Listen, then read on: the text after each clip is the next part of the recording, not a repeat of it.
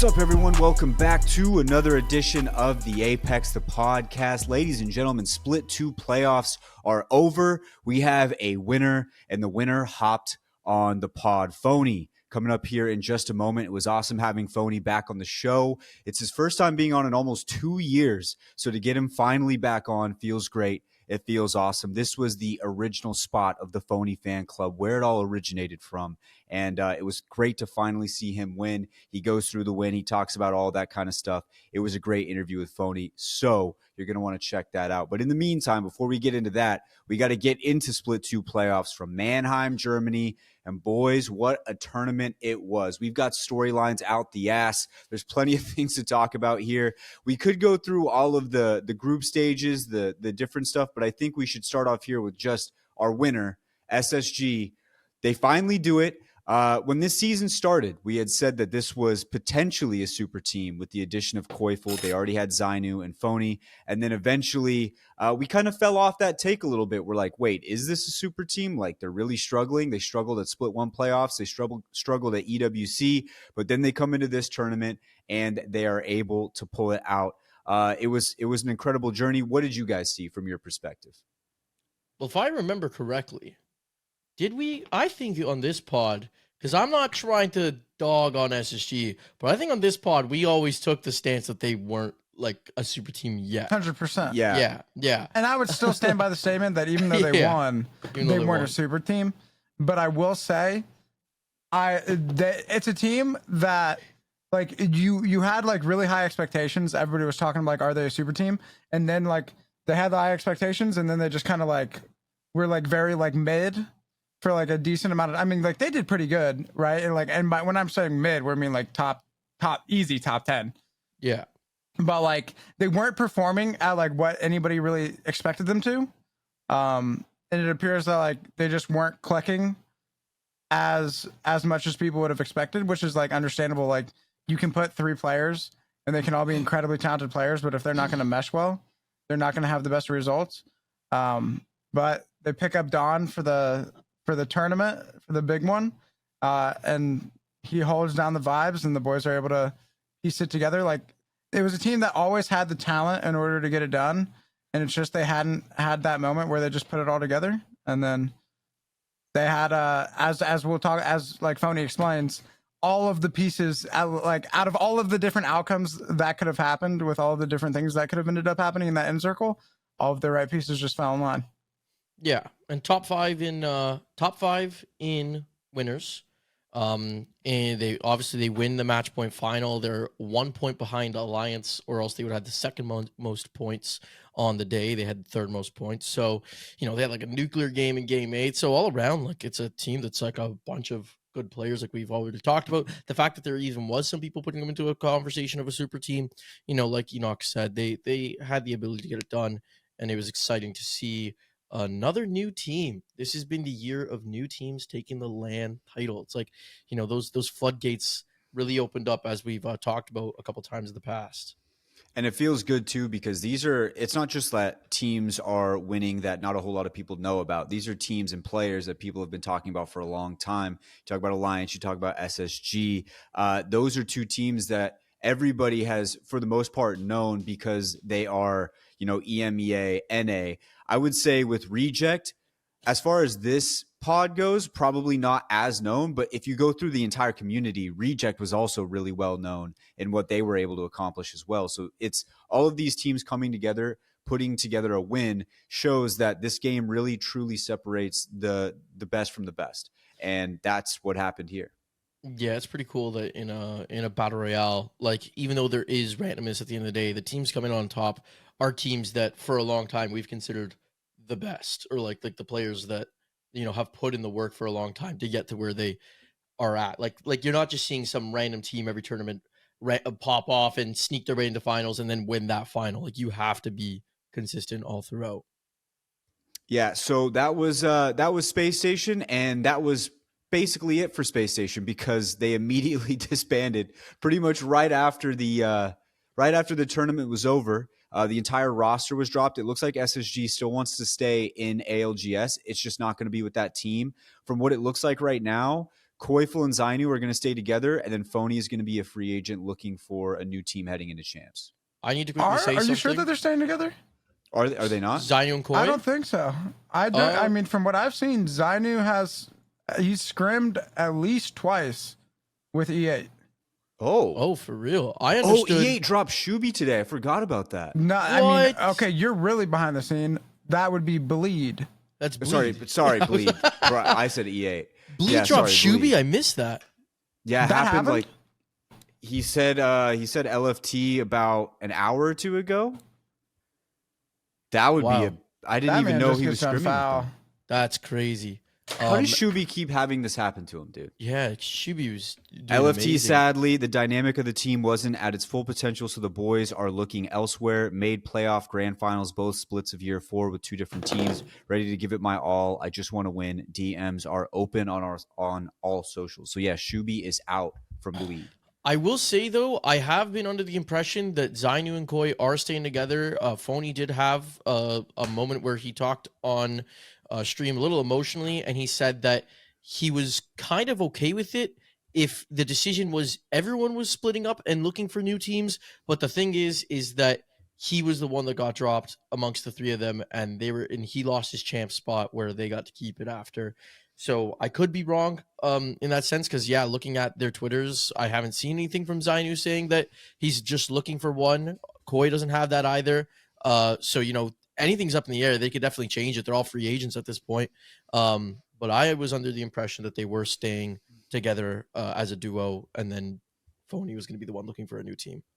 It's interesting. Things are already getting interesting heading into champs. We've got a lot of roster mania probably coming up here in the future. There's also some roster mania in the interview, kind of low key. We'll see what happens with that. So go ahead and listen to that. I'm telling you, there's going to be some changes coming up here in the future. Let's get to that final game real quick, because I feel like we have real to quick. say. Before What's we up? get to that, I just want to talk real quickly about the fact that when I was in LA, I bought 4 jerseys, okay?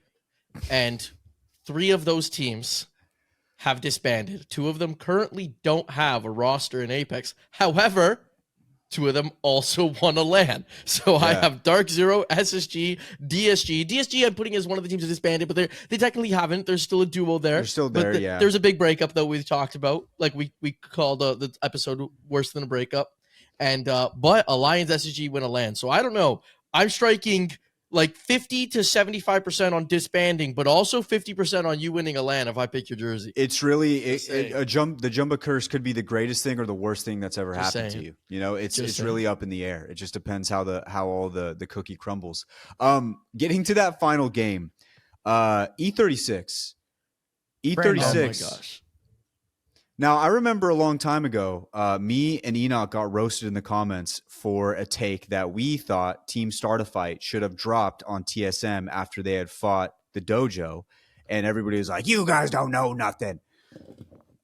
This time, I think me and Enoch would have been on the opposite side of the coin. I think we would have said, don't drop there. Don't Do not drop. That was one of the Do not stupidest drop. plays I've seen in Apex Legends. Like, it just makes no sense.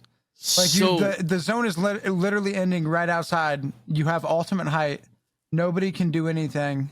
But I know what Jumba's gonna say. Yeah. He's gonna be like, well, technically, they locked in their 18th whatever place in order for them to be able to go to champs, and so it was the right play for them, even though it was Actually, the no. wrong play for the thing. But okay, so you weren't gonna say that? Well, like, obviously I was going to, like, clear that situation up for listeners, but I don't agree with it because of the fact that, like, I've seen that play happen in a regional final before where people locked in their position for LAN. I thought it was pretty cool, right? Where it was like a situation with Fennel, ended the tournament because they knew Fnatic could win and they would go to LAN last year. But, like, when you're in a match point final, I feel like win the fucking game. You know what I mean? Yeah. Like that should have put them up multiple placements ahead of 20th. They just needed 19th to get through. And I guess, yeah, there is the potential that, like, they could drop back into 20th in the next game. But my thing is just, like, don't. Like find a way, like, to freaking, like, if you get that many points and you win a game, like, don't drop back in the 20th. I don't know. Like, you're there to win at that point. I don't like that happening in a match point final. What I was also going to say is that's what a lot of people have been talking about. But I know a guy who's a Korean translator in the scene. I talked to him about helping me out with like doing a reject video. Never did it with him, but I hung out with him out at EWC a bit. And I mean, if you had more to say, go ahead and finish E. But then I wanted to share with you guys what he was telling me. I want to hear. Oh, let's hear. So yeah, let me just quickly. So I said to him, I said, I don't know, like, have you listened to E36 comms? Do you have any insight on them jumping onto TSM to secure a chance placement? Does it have validity? And what he told me that what they say is they just say, we got 18th. Nice.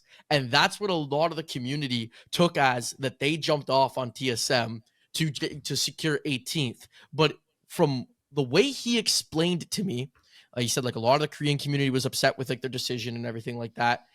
It's here. So I said, at least what you're telling me, it doesn't seem like they said, let's jump down and make sure it ends since we have 18th right now. And he said, yeah, they didn't make those comps. And then I said, I'm trying to ask to figure out, like, because I want to know for a video and everything like that. And but basically the way he explained to me is that they just said we got 18th, nice, and then the tournament ends, but there was no comp saying we need to jump right now so that we secure 18th. Maybe they still would have been thinking about it. We don't know. I don't understand Korean. I'm just getting like a third party to explain to me. But it could have just been a terrible fucking decision that they jumped on that. Because if it's not, then it's just the worst decision of all time. Yeah, it's just the worst decision of all time. Like yeah. And then they lucked out getting 18th at that point. Yeah, I mean, honestly, so like, why? Yeah, it just it was gonna end, they were gonna win the game. They were gonna win the game. If they don't do that, they were gonna win the. There's not a world they don't win that game. I don't think at all. Yeah. The other thing, with full HP going into the final fight, where everybody. Alliance probably had a really good chance to win that game as well if Hawkes doesn't attach to the wrong zip line, or it was like some sort of zip line bug or something. Well, yeah, so there's a bug with zip lines where instead of the zip line just sending you up, it just auto sends you down. Yeah. And so, like, Pylon is really, really bad where, like, you try to go up on the zip line and it'll just send you straight down. And so Hawkes got on the zip line, gets sent down, and then it's just a free pick for SSG. Because, like, I agree with Wyatt. Like, that last fight is looking so much different if it's a 3-man alliance team dropping off of that height versus it being one guy. Oh, for sure. Unlucky. And Zainu goes down too. Yeah, it would have been a 3v2. Unlucky and Tyler it was either a 2v2 or a 2v3, but they just wiped the squad on the inside, but it wasn't clean. Unlucky goes down, which causes Tyler to have to get the reset. Then they have to push up onto the height briefly to take out one last squad and then drop. But because of all that, Tyler gets insta-ticked by the zone. He's like 1 HP, and the zone, as soon as he touches him, just insta-ticked, dies. And so now it's just Unlucky in a 1v2, and he's dropping. Like, he gets cracked from the sky, and he loses. But if that doesn't happen to Hawkes, they might wipe that other squad a lot more clean, and then you got 3 full health players up, dropping on a weak 2 players in SSG. So it could have looked so much different, the game. Like, the back-to-back with a sub. Back-to-back with a sub. I also wonder if E36 survives there, does Alliance still come up on top if they're, like, both teams are alive? So many different ways this game could have gone. It also almost happened to Unlucky. He went to loot the exact same box that happened to Hawkes, and he jumps on the zip. He was just able to turn around and get back on it, whereas Hawkes fell to the ground. Yeah. Just unfortunate. Going into that final like circle, I actually thought TSM was going to win until E36 dropped on top of him, and I was like, "Oh my god! Like, what just happened?" It made no sense. You can hear me in Jayhawk's stream going like, "What the fuck was that? They jumped off!" And then Jayhawk goes, "They jumped off." I was like, "They jumped off!" We're just all screaming in like a circle. It was insane. It was a crazy tournament. It was a crazy final circle. Lots of different ways it could have ended, but SSG comes out on top, and it was really just, now we look at the IGLs who have won it. Phony, who we said a long time ago looked like a guy who was up and coming, has now won a LAN. And it was great to talk to him, and it was great to finally see that thing fully come full circle back on the show. But there's a lot also say quick, like 10-game match point final, not like 13 at EWC, but removing the starting points definitely gave the same effect of extending the match point from where we used to see the finals end between 7 to 9 games always, and typically it was 7 to 8. There was only one 9-game match point at LAN since year 2. and now we had a 13 and then another 10 game. If EWC didn't happen, people probably would have been freaking out the fact that we went 10 games. There just wasn't as like many like crazy upsets there was at EWC. We didn't have Sweet in the lobby this time to just fucking shut everyone down on match point. But yeah, it was still pretty crazy to see. Like, I think a lot of match point finals now are going to be going that extended duration, like up to 10 games. Yeah, without those starting points. And a lot of people were asking for 60 points. I think we leave it 50. No starting points. Yeah, I think we'll get a good match point final every single time. I think we'll be chilling every single time. To round out the top 5 from the final, Gaming Gladiators, they were second, Alliance in third, TSM in fourth, and Guild Esports in fifth. We can get to all those teams in a second, but I think the second biggest story here is all the way down there at the bottom of the board. Team Falcons in 20th. Team Falcons, I'll say it again, in 20th. I think if anybody would have tried to predict that on the show, everybody would have been like, okay, dudes, be serious. Like we're trying to take this serious. Just nobody shit. Yeah, nobody would have ever predicted this. They looked terrible. They looked so bad. It was from basically the jump, just the worst we've ever seen this collection of players ever look. It was horrendous. It was terrible. I don't know really where even to begin, but I will say this. I think some really good teams suffered from a very shitty meta, in my opinion. And so I think, I'm not trying to fully bail out Falcons because I do think that there's a lot that falls on their shoulders, but I do think this meta was so shit that I don't really blame a lot of these really good teams being near the bottom of that leaderboard, or not even on the leaderboard at all. You want to talk about LG. This meta sucked to watch. Hearing from a lot of the players, it sucked to play. And I hope we move on from this thing relatively soon. Not to get fully on the meta, but let's go back to Team Falcons. What did you guys see? What did you guys think from the Falcons' perspective? I mean, they just could not get anything going. I think that the meta of like Crypto Newcastle is a very like MNK dominated. I think it's just it favors them more, but obviously like you can still get it done. Like GG showed that like you can get the controller castle going. But this is just a time where like Falcons really just could not get anything going in finals. Like 20th, last place. Not a team did worse than them. And this is supposed to be like the greatest Apex team that's assembled. And I think that this is still one of, if not the greatest Apex teams that's been assembled. They just had a really rough day and a meta that is really not great for them. Like it doesn't really play into their strengths. And so we'll see what happens moving forward. I can't imagine this roster changes at all. Because who is making it better? Are you dropping Jen? Anybody? It's like dropping Jen, Hal? like there's just there's no way to make the team better. It's just they just got to figure it out. And like if this is the meta that we're gonna see, like if we're gonna keep seeing Crypto Castle, somebody's got to adapt and figure it out and really just lock it in. But we'll see what happens. And let me tell you, I bet even from an org perspective, like I get zeros, the IGL and everything like that, but there's no shot Falcons are dropping Hal. Like, there's just zero, like no shot. But you just can't.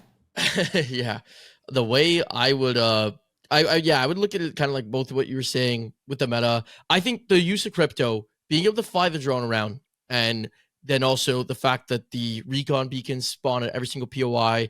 You know, I've been doing some VOD review and I'm watching Timmy, MT, and they're sometimes hitting 4 beacon scans in one ring, like to see where players are in buildings. And Timmy will move to get to a position where he could scan a beacon 200 meters outside the zone so they could find out how to rotate in. And basically what I'm getting at, this isn't to take away from a lot of these IGLs who did good this time, but it even the playing field and made this tournament, I think, a little less competitive. Maybe less competitive is not the best way to explain it, but in the sense that I think Zero's biggest advantage is that he understood how to find spots in zones, how to find free spots, and they knew how to like enter into those positions and take over those positions themselves as a squad. Where this time they couldn't do it because everyone knew where everyone was. If they were rather flying the drone around and seeing them in their positions, scanning the beacons, you just had so much information to work with that these IGLs typically don't. That like that advantage that Zero has that a lot of other IGLs will tell you he has, that they just disappeared, right? And so Falcons struggled with that. Also, too, the meta just didn't suit them.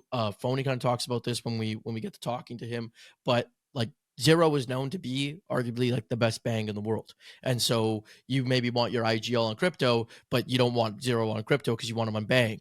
And then, you know, Jen wasn't doing great on crypto, and you don't want to put Hal, like the guy who's supposed to be fragging out for you, on crypto. So it's just like, where does he fit there? And, you know, they could play Newcastle after, but as E was saying, like just it's probably a lot of things that wasn't working for them. Now, I don't want to give them too many excuses because we saw teams not run crypto, like Gaming Gladiators didn't run crypto and they put up the most points in the lobby, won the first 2 games back to back. So you can get it done without crypto. And we saw other teams like if you're the best team in the world, you shouldn't have those excuses. You should be able to find a way and to be able to show up. At the same time, people are allowed bad days, bad weekends. But yeah, it does. I don't know. You know, Jay's not here, but E, what do you think? Does it put into the question about being a super team if you're getting 20th? I still think I still think it's a super team. I'm not gonna say they're not the best team in the world, but it's just it's interesting because like they got 20th, and like if you're a super team, I feel like you should be at least top 5. Even a super team can have a bad day. They just crazy that they could not get that done. I mean, it just aligned that everybody just had a bad day. So everybody on Falcons, just nobody showed up. The interesting thing though is, I mean, are we calling them a super team because of all their past accolades? Because in year 4 at this point, they haven't accomplished they've got like EWC second, and then Zero and Jen got split 1 playoff second. Hal got 17th, and Hal now got 20th. That's Hal's placements for year 4 so far. Mm-hmm. So it's just kind of interesting. That is interesting. Are you suggesting that Hal's washed? No, Hal's the best player. Wait. No, Jumbo. I'm throwing things out business. there. I'm throwing things it. out there, but like you can't deny, like when you put it into perspective like that though, it's kind of interesting. Hal has placed 17th and 20th this year. I think what it comes down to right now is we're reaching a point in the esport where the super team no longer is like a thing. I think we have a really good roster. I think you can look at some of these rosters and be like, that's a really good roster. But with how the game plays out in a BR situation, I don't know if you can ever slap that label on anybody. Now, Falcons would be the one I would say is the closest to it. But because of the fact that there's so many new IGLs coming into the game, so many new teams that are starting to make a name for themselves. You look at a team like Guild Esports, who just a few tournaments ago, nobody even knew who they were really, unless you were deep in APAC South or like just really studying the game. Now you're starting to see them, come into different tournaments. It's like maybe we're just over the super team phase, and now it's just it's just really good roster with some high profile names. You know what I'm saying? Like, I don't know. It's just we're just in a weird spot. I think we're just moving forward, moving into a new ecosystem in ALGS. Yeah, I know what I'm saying. Like, I'm throwing stuff out there to play devil's advocate hard. But at the same time, it's just like, I still think that they're the best team in the world. They still did it. Like, at least Zero and Jen had their 2 second place finishes and just absolutely dominated this year. Yeah, this meta sucked for them. I think if you're the best team in the world, you got to find a way to figure it out. 20th is crazy. But crazier things have happened with Dark Zero winning a LAN and then not qualifying. So, and then we see them bounce back. So, yeah, listen, you can't really say one tournament. Yeah, like when we see like Pro League come back, it is without question Falcons is going to be number 1, and it is not going to be close, because when you give that team over an extended, like we're talking about a BR, anything can happen, and it makes the possibility of having like a bad day exceptionally higher than a game where like it's more so in your control, like a arena shooter. I would say like the BR proponent makes it much higher. And so over an extended period of time, such as like Pro League, Falcons will like you could like if LAN and like finals like champs was being played out over like an 8-week period of time with like a bunch of different days, and like that's how they decided who was the best, Falcons, in my opinion, would clear the lobby. But even with that being said, in a finals lobby of the 20 best teams in the world, and you only have one day to show up, there's only going to be a handful of teams that are on that day going to be able to really show up and show out. And Falcons just did not have their day. And there's more than enough talent throughout the rest of the world that if Falcons has a bad day, somebody else is going to win. Gonna step up. Yeah. I try not to. I will say though, ever since I made a claim once that I said, I don't think no matter what, like said this in a video, I don't think no matter what happens at this point in Apex, TSM that just won last year will be the greatest team in Apex history. And then we had Falcons for him. So I don't know. Maybe like I try not to deal those absolutes anymore. Who knows what happens when Pro League comes back around? Well, dude, I mean, we could say it could be very possible that TSM, like that TSM that has like that streak of wins, will always like there will not be a team that has a performance those like accolades, that. yeah. But like has more talent. Yeah. They like I think you can have more talent but not win as much. Yeah. Yeah. Especially when the rest of the world is catching up. Like, I think that's what's happening right now is every region has won a LAN now. I think we're just seeing the rest of the world catch up. And not only are they catching up, but they're starting to win on their own. And I think we're just starting to, like, Alliance, arguably, what if Alliance doesn't have the bug happen, they are in a very good chance to win this thing again. They go back to back. Now we're having another super, it's just like a game of now we're inches. talking about It's a Dynasty VR. 3 in a row. Exactly. Japan. Exactly. So it's a crazy game. It's a fickle game. Lots of things can change. It was weird to see Falcons down there at the bottom. I think I might have cursed it because I said I said I would bet the house on Falcons winning. Luckily I still have the house, but like You didn't curse that. No one. Yeah, that's fair. Everyone was calling them like to win. Let's be real. Like, but yeah, it was just a weird performance, and I'm hoping we see them bounce back a little bit in champs. More than anything, I'm hoping we just see a different meta in champs. I thought this one was so boring to watch. Like going through the final game of SSG, just watching their POV, you're basically watching them sit inside of a room for 15 plus minutes while Phony flies around in the drone. And then the final like 3-4 minutes is when they move forward. And then that's when it's actually becoming like a game again. And it was just at any given point in time, you got 5, 6, 7 drones in the air, just flying in circles. And you're kind of just like sitting there. and you don't, It's like, what the hell is this? you don't even know whose drone is whose. No. SSG in game 8, there's a moment where Moist is trying to make a move on them, and Timmy flies the drone so high up in the sky that even like he could see all of SSG, but they're not getting picked up on scan.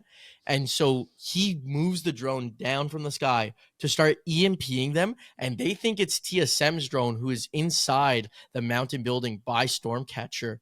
And so they turn to react to TSM, and Moist is now walking up on them because they didn't realize it was a Moist EMP. So it's just the meta sucks to kind of watch. Like it really does. Yeah, it was one of the worst. It was one of the worst.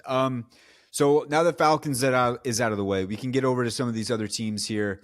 One that stood out to you, Jumba. Is there anyone you want to go ahead and talk about here?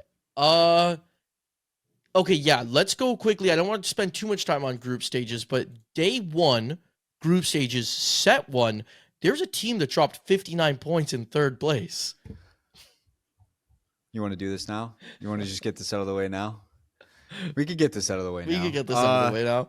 Listen, my Na'Vi pick looked real good after the first 2 days. And Did it though? you know, I was Can you say a top 5 in finals looks good at any point throughout groups?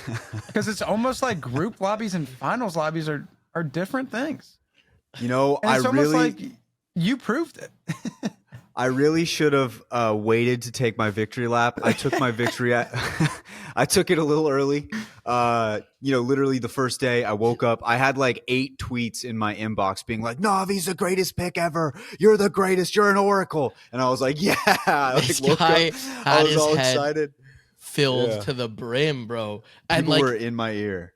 I want to get it really clear right now because I know I went hard on Navi. You know what? They impressed a lot of people in those group stages. They placed third overall, dropped like an 81-point set or something like that in on day 2. That's crazy. That's great performance to have at a LAN. You know, a lot of people like with those cheater allegations, like I don't know how much you could throw those around anymore because like you're not dropping 81 points on LAN if like you're not just getting lucky 3 sets in a row to do that, for example, right?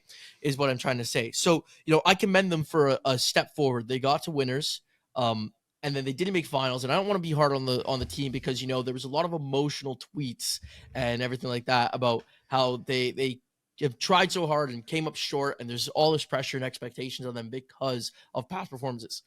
What I will go a little hard on is I can't understand how me and Jayhawk are getting absolutely dogged on day 1 and 2, being like, you guys need a written apology. They asked for a written apology. They asked for us to write a written apology to Wyatt after group stages. Like, we still haven't seen winners bracket. I got people out here being like, give Wyatt his flowers now. They played 1 fucking set at that point. What the fuck are we giving this guy's flowers for? And this guy's DMing me. He's in my stream chat, chatting shit. And so, yeah. Like I said, that You shit were was very active. You were like, I have never seen so many tweets about some group stage games. 24 every 2 seconds. Hey, Navi check. Yo, how's Navi looking? Yeah, how's Navi looking? And then he fucking, for some reason, he DM'd me on Discord saying, damn, Navi doesn't look good right now. Was that for impressions? I realized after, Navi wasn't even in the set when you sent me that. No, so I woke up and Navi was like, I saw they were third. And then I was like, I'm just going to DM him and be like, wow, Navi looks like trash. And I was hoping you'd respond and be like, no, dude, they're actually doing really great. And I was waiting for you to respond like that. But then just didn't happen. And then, I just screenshot it.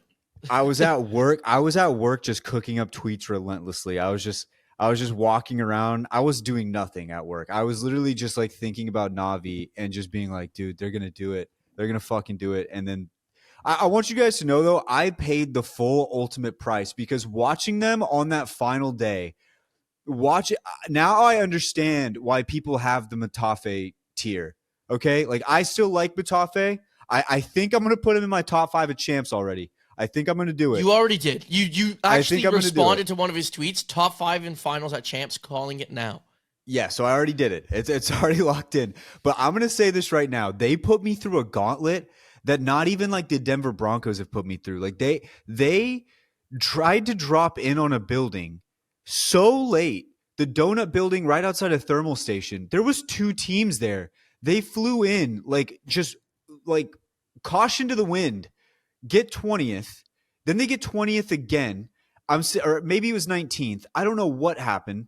Their World's Edge is terrible. Their World's Edge needs to be studied how bad it was. It was because before World's Edge, they were sitting like 5, and this is losers 2. So I'm like, okay, through the first 3 maps, we're in 5th. We're doing good. I'm feeling great. Then they dropped 2 20s, and then all of a sudden, I was rooting so hard. I was giving everything I could give. I even contemplated betting against them to try and get the jinx to work in reverse. Like I was thinking. I'm scrolling this guy's Twitter right now. After they got kicked out, he goes, "Hello, Twitter family. I have an extra PS5 that I'm selling for $600. I got hacked. Disc edition." And then he starts going, "Sorry, I got hacked." Yeah. I said I'd been hacked since Thursday morning. So any tweet that came out at Thursday morning wasn't me. I was trying to get the heat off me. The second they did, I want you to know too, the second they got eliminated, my Twitter exploded, dude. I had like 8 tweets being like, "You loser, you piece of," like I had people just in my fucking DMs. Like, should I had people in my mentions. I was like, "Oh my god, I'm getting body bagged right now." Because bro, I got at Wyatt B. This Navi pick looking nice. Wyatt was on the Navi train before it was cool. Like give Wyatt his.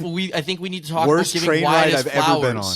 Yeah, like there's I can scroll here of all. I couldn't believe how many people were tweeting this, and that shit looks bad on me and Jay because we went hard on them, and I'm just getting annoyed because I'm like, No, and you know what? I'll fucking say it again because like I was always confident. Yeah, I never wavered. I was like, No. I wasn't wavering. I was mad about the amount of people that were like, basically, give Wyatt his flowers. He's freaking proven Jayhawk and Jumbo wrong, is basically what these people were indirectly saying. And my thing was, this guy fucking followed them mid-podcast. He picked them because I went off. He didn't know who they were. I literally only picked them because everybody's body bagging them, and I was like, what if I just put them top 5? Well, like, what if I just threw them in my didn't prediction? know who Matafe was until I said, people think Matafe's a cheater. But from this experience, I got a follow back from Kinda, and I got a follow back from Henchman, and Matafe like 50 of my tweets. So like, we should be able to get Navi on the show at some point. Yeah. If they're able to prove it And a hey, chance. that'd be sick. And like, Imagine. Yeah. You know, you never know what could happen. But are we done with the Navi? Are we Sure, are we good with the Navi? Who won game 5? Does anybody know? Can't seem to find it. Spider Tip says, oh, really? Here in Navi. Like, this fucking guy was all day long. Yeah, you know victory lap was a little early. That's all. And the listeners don't, maybe the listeners do understand the kind of like in gloating I knew I was going to have to hear if it went on any longer. Dude, it was, I mean, I will say it was pretty impressive how on top of it you were. And like the asking who won, like almost every game that they won.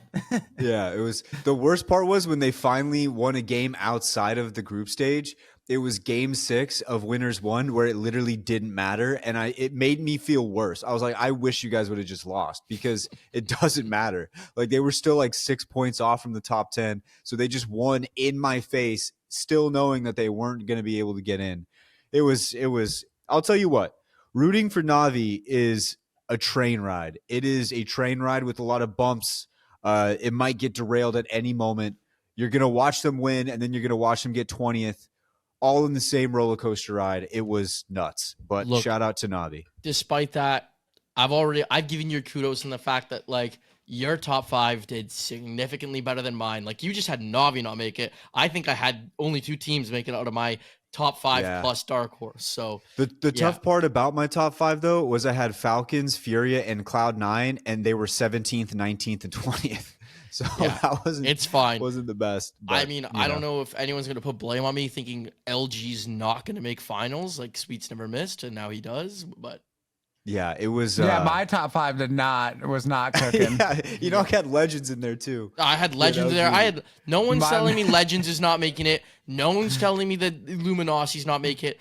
FaZe Clan was my dark horse, but they had been cooking, and then they didn't make it. And then Liquid just freaking kind of dropped the ball the entire tournament. Really, they snuck their way into finals. They snuck their way in, and somehow they got 11th in that, and they got to match point, which is crazy. But I think we should talk about Gaming Gladiators real fast because they were the team that looked like they were going to win. They got to match point after 3 games, which was the last time we saw that was what, Optic? Optic had starting points. After 3 games, Optic, I believe, was on 51 points. So they would have had advanced starting points, which got them there. So long story short, GG dropping 50 points in 3 games was pretty cool.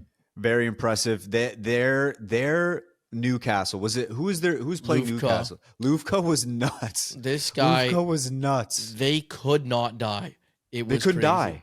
Yeah, they could not die.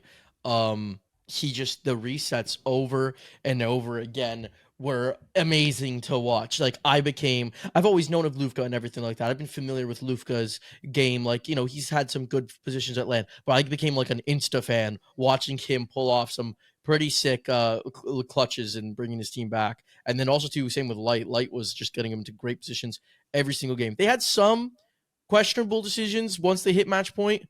There was one game where they had great prio because they, I believe, dropped at wall, and the POI, like the end zone, was pretty much at wall. It was just on like that mountain, and they should have sent it on Makers, who was a duo and reviving, and they could see them. And instead, they let Makers reset, and then they fight Makers, and they don't get a clean wipe where Lufka's last alive, and then Moist wiped them. That could have been a game that they won because the end zone was so good for them. But yeah, they had some questionable decisions after, but undoubtedly the most dominant team of the day, and that Lufka Newcastle play was inspirational.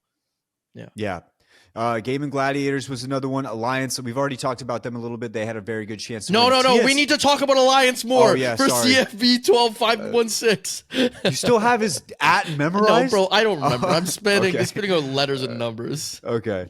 Yeah, Alliance, we talked about them. Once again, they were very close to having one of the craziest storylines, too. They were about to be another super team. Well, I mean, I don't want to say that they were going to win because of the bug, but they were very close. And once again, they prove it. I kind of want to move into TSM, though, because TSM really impressed me. And more specifically, Zap really impressed me with his IGLing. Remember, at the start of this split, they bring Zap on the team. Nobody knows who's going to be the IGL. They're kind of tossing it back and forth between Verhulst and Zap, trying to figure out who's going to do it. They finally stick with Zap for a little bit. They have some good days. They have some bad days. Watching them in this tournament, Zap had the IGL voice that I like to talk about. The one where you're kind of being an asshole, but you're doing it like in a way to try and help your team win.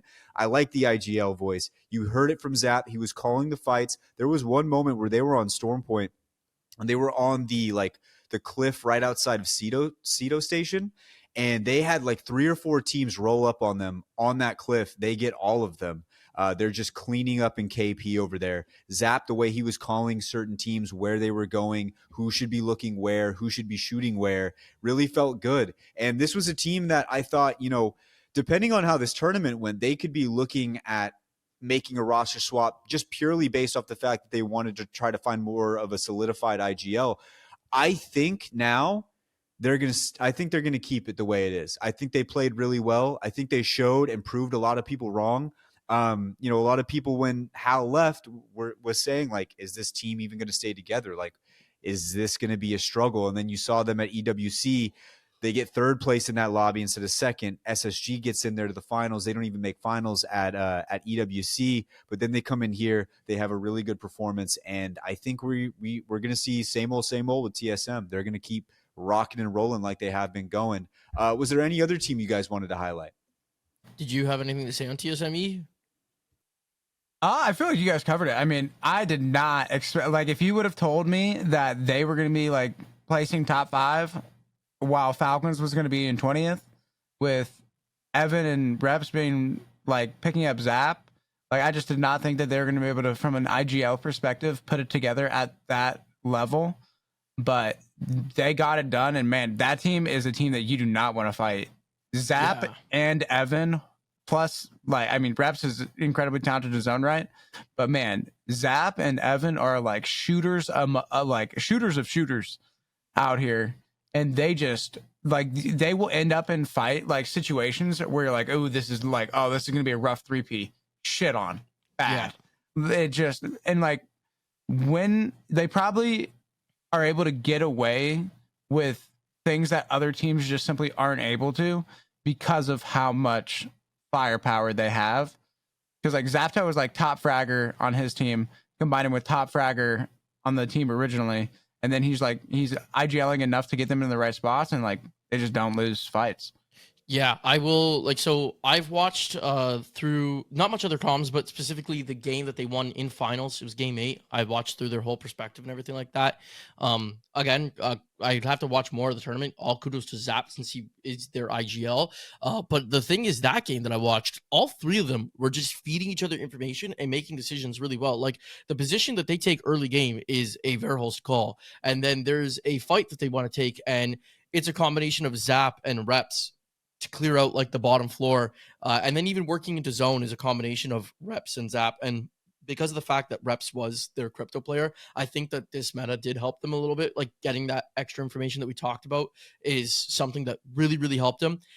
Of the teams I've seen, they were one of the best teams in using that crypto drone to like EMP push someone. And then as E was saying, like at EWC, one of their biggest issues was actually their team fighting, oddly enough. Like they just were not winning any fights. I know Verhulst talked about it on stream. I think I even talked to him about it with him briefly, that he was just frustrated. I don't know if it was their comp. He said they practiced wrong, everything like that, but they just could not win a fight. Whereas the game that I watched where they win, I don't know who was going to take them out in the fight. They were frying people. It was insane. I was like, what the fuck are these freaking plays they're pulling out right now? Like they were, again, it's that building in the cliff right outside Stormcatcher, and they make a play to jump on Makers where Reps goes from the stairs while both Zap and Verhulst use the zip line to zip jump past them, have to make makers flick to them, and it doesn't even matter. By the time they got in there, they were dead because they pinched them from both sides, and they win the fight, and then they go on to win the entire game by just bodying teams as they walk in. So I think the meta definitely really helped them. I hope that it gives them some confidence going forward after what people like saw as a shaky EWC performance, even though I don't think it was actually all that bad. But like, anyways, like, yeah, like I hope it gives them some confidence going forward, and that if the meta does switch up and if they don't have access to that crypto information, at least they got 4 months to hopefully iron things out and see what they can put together at champs. Yeah, so it was impressive to say the least, and I'm excited to see what happens at Champs as well. Another team I thought that found their footing in this tournament was Fnatic. We had seen Fnatic struggle at EWC, and they struggled at the beginning of this tournament for the most part. They did make winners in the first group stage, but then they had a terrible winners 1. They go down to losers 2, and then that's where they really started to figure everything out. They got aggressive again. They started to actually push these fights and push them in the right places at the right times. They get 6th overall in the tournament, but it's just nice to see Fnatic get back to the form that we're used to seeing them in, because for a while there, they were losing fights that you were certain they were going to win. Like Fnatic's I always, a full, I was just say Fnatic's a full wild card for me at this point. they're very. They not also made a qualifying roster swap as well. Yeah, right after Yep. this land. Yeah, I think Meltsera was dropped. But yeah, like they're a team. It was a different roster at champs as well, but didn't qualify for finals. 3rd at Split 1, like did bad at EWC. 6th over here. I don't know what to ever think about Fnatic. Yeah. The tough part for me was I had my top 5 prediction, but my one prediction that I really needed to get done was Bleed in 5th or 6th, and they missed 6th by 1 point. That hurts. That one hurts more than anything, because I've been saying all season, Bleed, you need 5th, you need 6th, they're going to be there. They get 7th this time by literally 1 point. That hurts. That hits me right in the chest. I That also one did stings make a more than mistake. anything. But it was not what's it called? It was not Meltsera. He's not on Fnatic. I'm so bad with freaking what's it called? I think it was Suzuki. Or no, it was. Meltsera joined the roster, it looks like. That's what it was. Okay. Yeah. Another one, NRG. NRG looked like they had points throughout this tournament where they were going to win, and they get 9th overall, but there was like 2 or 3 games where they're on match point where they're probably a fight away. And it sucks because when you're playing in match point, a lot of times when you hit the match point, you're not so much focused on the points anymore. I think NRG deserves a better placement in this tournament. I thought they played really, really well. And it sucks to see them down there at 9th. Moist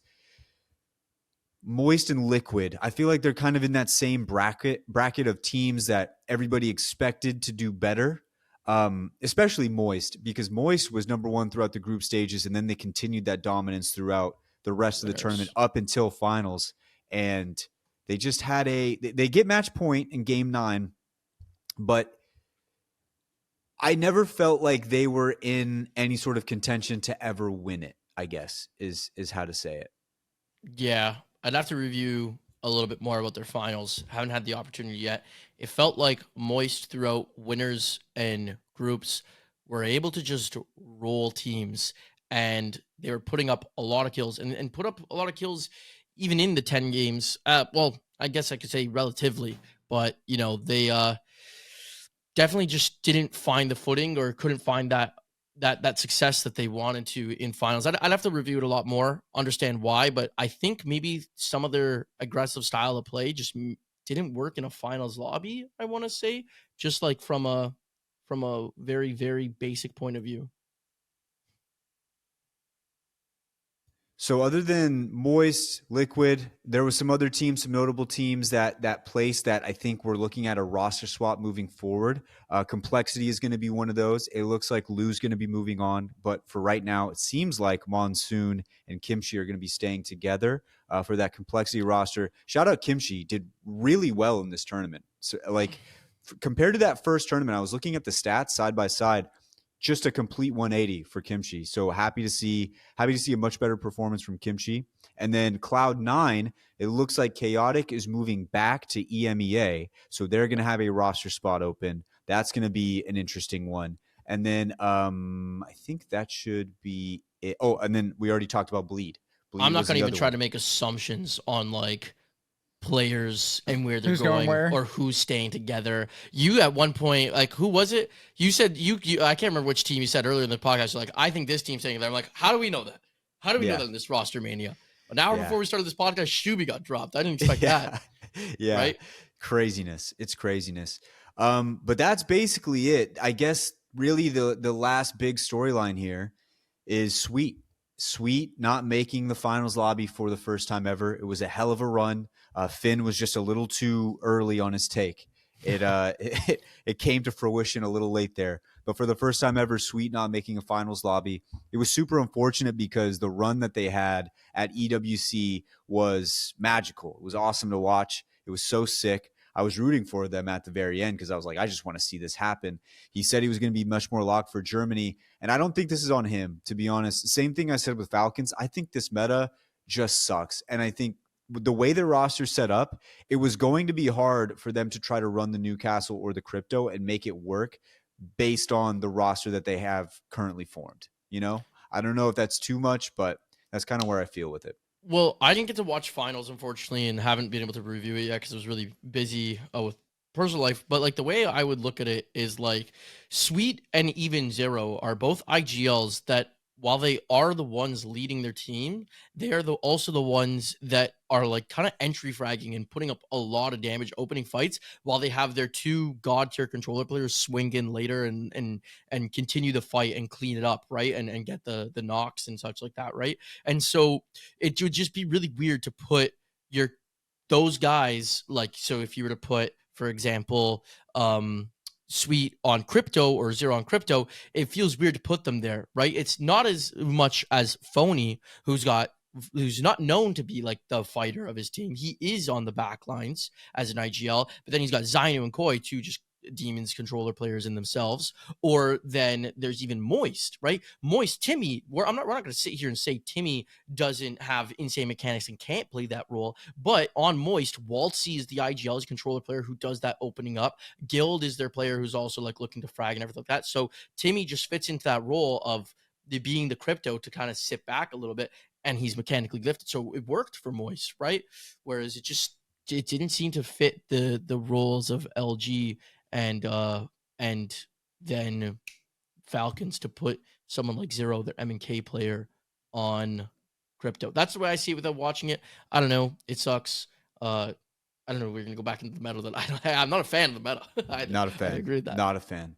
But yeah, that basically rounds out the lobby. And I think, boys, we've had a good discussion on what happened in finals here. We got champs coming up here. They also announced champs. It'll be in Japan sometime in January. So we got some time before champs. And obviously, with the roster mania that's going on right now, there's going to be a lot more to talk about along the way. We also have the announcement of the BLGS, where it'll be like kind of like a G League, like a AAA, like a smaller, like a entry league for the ALGS coming up here. I don't have all the details on that, but Jumbo, I'm sure you do have a little bit more. Four tournaments, 400K up for grabs. It's like starts in October, I think ends in December, around there. That's as much as I know. Open registration. Any of you guys could join, find a squad, join up, and go try to win yourself some money. It's going to be hard because all the pros are going to be in that too. They got nothing to compete in for 4 months or so, but you could do it. You joining? You running it down? Gonna give it a shot? I have not looked at any of the dates, but we'll see. Something like, I think the first one's like October 12th is what I saw. I don't know. But registration opens up, I think, on the 9th. I don't remember where I saw that. I think someone DM'd it to me. But yeah, hold on. October 12th, first tournament. And then the 26th, 23rd, and then December 23rd of November, and then December 7th is your last one. So there you go. Yeah, anyone the could BLGS, register. baby. 400K up for grabs. Go win yourself some money. The more tournaments we have in the game, the better it is for the pro scene of the game. I'm loving to see it. I'm loving to see it so much. Okay, ladies and gents, I think enough time has passed. Let's send it on down to our man, Phony. It's been a hell of a ride for him. not only winning the tournament, but everything that's been going down in the last couple of days since then. So we're going to talk to Phony, get all his perspective on everything, what's going on, what's in the future. Let's hit a quick ad and send it on down to our man, Phony. All right, everyone. We welcome a very, very special guest to the show for the second time. Back in October of 2022, I ended the interview with this particular person and said, next time we talk to you, hopefully you have a trophy. And he came with a trophy. Phony, welcome to the show, my man. You now have a trophy in your second time back on the Apex the podcast. How are you doing? I'm doing really well, brother. Thank you for asking. That's actually the reason he didn't invite you back on. Because like this fucker hasn't won yet. No, Dude, this is our first. This is our first one. No, I kid you not. I think Enoch messaged me, but I was like too depressed on like, I don't know when he messaged me. Enoch messaged me like, "Yo, you down to join the podcast?" And I just never answered. Oh yeah. I held out He hope. said, I even told Wyatt. I was like, Listen, Phony's not saying nothing. June 4th, he messaged me down to do the podcast the night after scrims. Never responded. Then July 15th, down to do the podcast around 10:30 EST. Never responded. Bro, I just be and ripping then them. literally Tuesday, like 2 Persistence. days ago, he asked me. I was like, okay, fuck it, I had to respond now. Like, Yeah. Okay, See, so it's it just was you. I'm determined, bro. You should see my DMs with Enoch sweet. was so determined. They're like, different. I like how So- persistent he is. So it was you who was like, I can't go back on that pod because they want me to have a trophy. Okay. He's like, I need to have the trophy Yeah, first. yeah. Yeah, I love it. Well, dude, you just had one of the craziest tournaments. I mean, this LAN was insane. You just got back from Germany. I guess to start it off, like, how do you feel? How does it feel to finally be at the pinnacle, the top of the mountain that you've been trying to get to for so long? Like, what is that feeling? How do you feel? It feels unreal, being at the pinnacle of, being in that conversation of one of the teams that has won a LAN. We have Reject, we have Alliance, we have Dark Zero, we have TSM, and to be on that pinnacle of one of the teams that have won a LAN in Apex is like really fucking cool. Yeah, When- actually. Oh, I was just gonna quickly say because I wanted to go through this because in the time since you were on the pod, like you had just won Pro League qualifiers to get into PL. It was you had been PL before, but still, you just went through it to get back in there. And since then, you become like one of the most accomplished IGLs in the scene. You have a top 5 finish at LAN, a top 6 finish at LAN, qualified for every LAN since year 3 split 1 playoffs, and made every single final, multiple top 5 finishes in Pro League. You've won 3 match point finals now because you had a regional final win, you had the international scrim one, and then there is obviously the big one that we just had, the split 2 year 4 playoffs. Like there's not many people with that resume. So Mhm. like, it's just pretty freaking cool to see like that come up since then. Yeah, nah, since the fucking MLP days, the ESA days, coming up from that, like, I feel like the grind has definitely paid off to get to, the position I'm in right now. Yeah, I was listening to that interview earlier, and it was basically Enoch had shot you a DM while you were 30 points up in that qualifier. He sent you the DM, you say yes, and then you guys almost lost. It was almost really It was like awkward. by 1 or 2 points.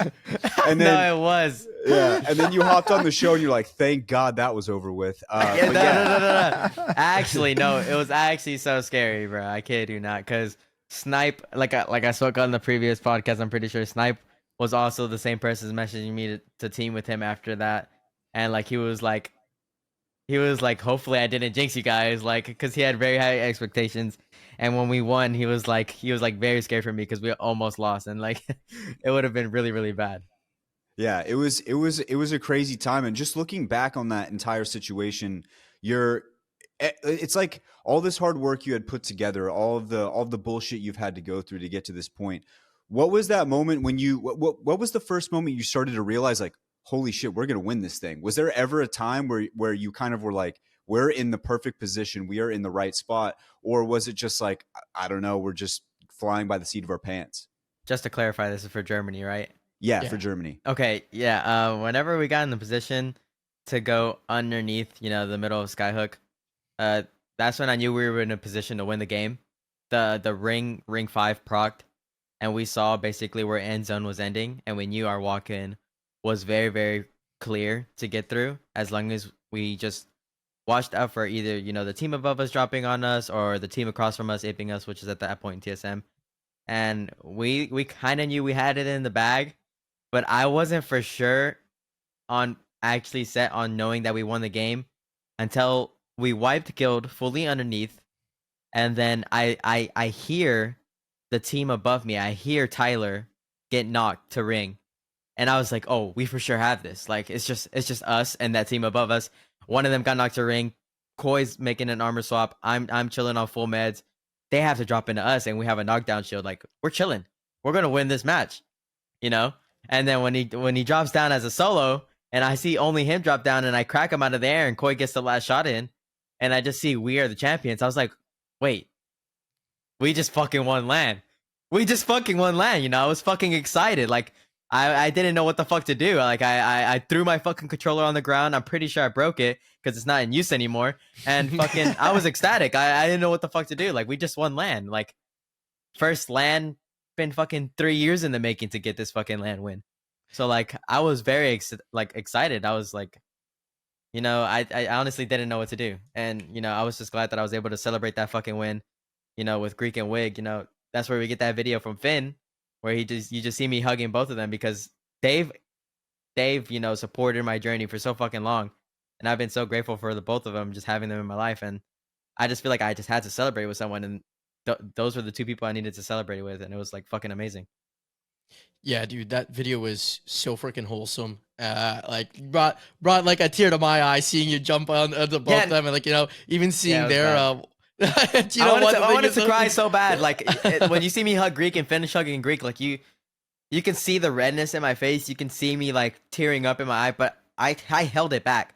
You know, it's good to cry, but in that moment, I held it back for some reason. I don't know why. Maybe because I saw Finn recording me in the corner of my eye, but I held it back. You were like, hold on, can't get caught. No, but even seeing their reactions for you, like, and like all the time, right? Like even EWC when you guys clutched up and got to finals, Yeah. Wig was freaking out, and then like you guys obviously traveled to Japan together, so it was cool to have them there with you. Mhm. And for the listeners and everyone watching, when you're talking about like the time you started to get confidence about like, oh, we could win this thing, like the fight with the Guild, that was like probably the last 30 seconds of the game. That was a really intense game because like it could have gone so many different ways. It definitely could have. It could have been like, I mean, if you really think about it, bro, I feel like if Doctor Strange was having a field day in that scenario, it could have gone like 20 plus ways on how that shit could have fucking ended. Yeah. But even the walk in after you guys jump off your building, the crypto play you guys make where you go to, I think the team literally leaves when they see you coming. It was a duo sitting in a corner and they just catwalled and ran away. Yeah, because you guys literally like perfect crypto ult on top of them as you guys swung as fast as you possibly could. It scared them away, and you guys just took that position like so commandingly and got yourself into a spot into zone to win the game at that point. Yep, and then somehow the team underneath us, I forgot the team, but they ran out of the building, cut to the west side of the map, and ended up dying and being a solo. So like it all worked perfectly. Like everyone avoided us, no one contested us for that spot, and the only team that contested us was like Guild going on the east side. They took that east side, and we're the only team on the west side. Alliance zips up to our top floor. Hawkins falls off and dies. Because of the zipline bug. And the duo has to fight the team inside, so they end up, you know, killing the team inside. They fucking Alliance and them have to reset. Then they have to look for the team up top. Then the team up top, duo drops on TSM. It was like destined for us to win that match. Like everything was falling into place. All these puzzle pieces were literally falling into place. Quite and it literally just ended with ended with us. Literally, it was like so crazy. Like it was like destined for us to win that match. Like the way everything is playing out. Yeah, and it was. Go ahead. Oh, I'll say, dude, it was incredibly cool to see as someone who's like known you since the days of you running around on like Gibby Crypto Loba, what I do, seeing Revenant. You go His from Revenant like Revenant too. Yeah, dude, going from that to like this, it's just been an incredible journey to watch, and obviously far from done yet. Yeah, but dude, it's unbelievable.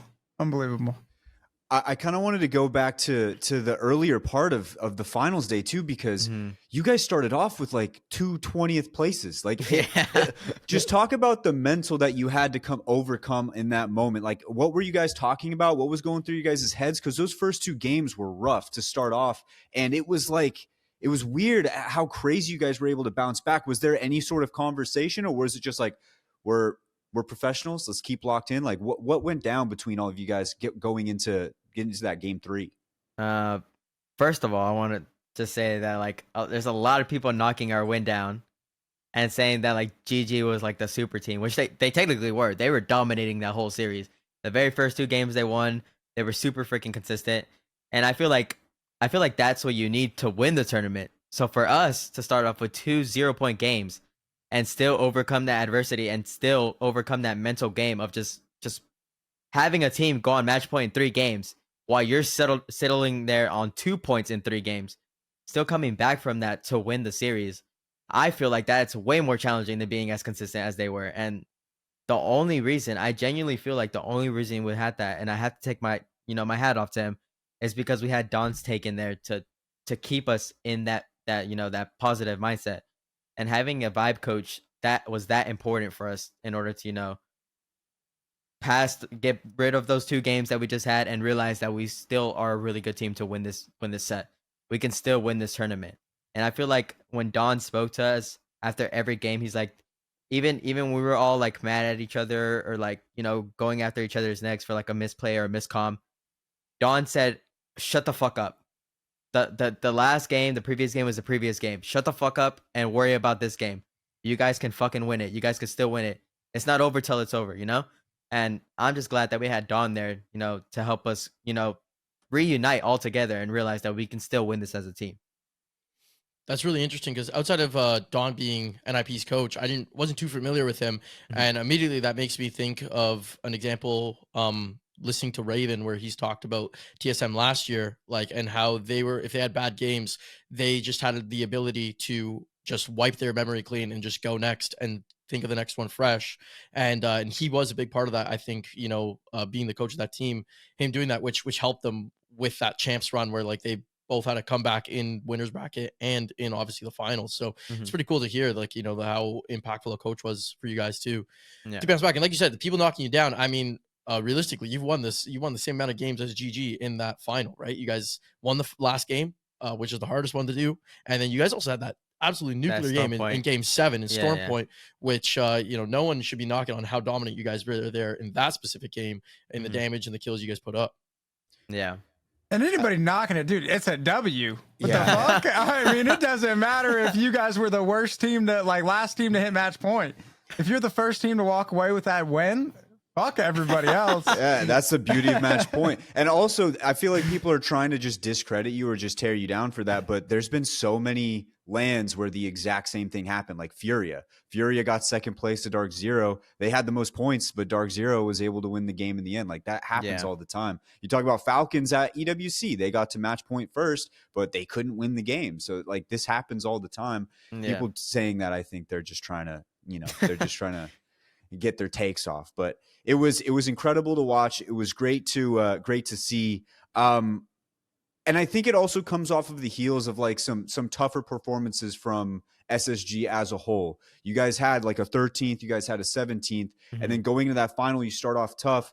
Like how is it for you as the IGL trying to make sure you can keep your emotions in check? Because when we first talked to you back almost 2 years ago, it's one month from 2 years ago, you talked about a lot of it comes down to just being able to breathe, keeping yourself in check, doing all of that.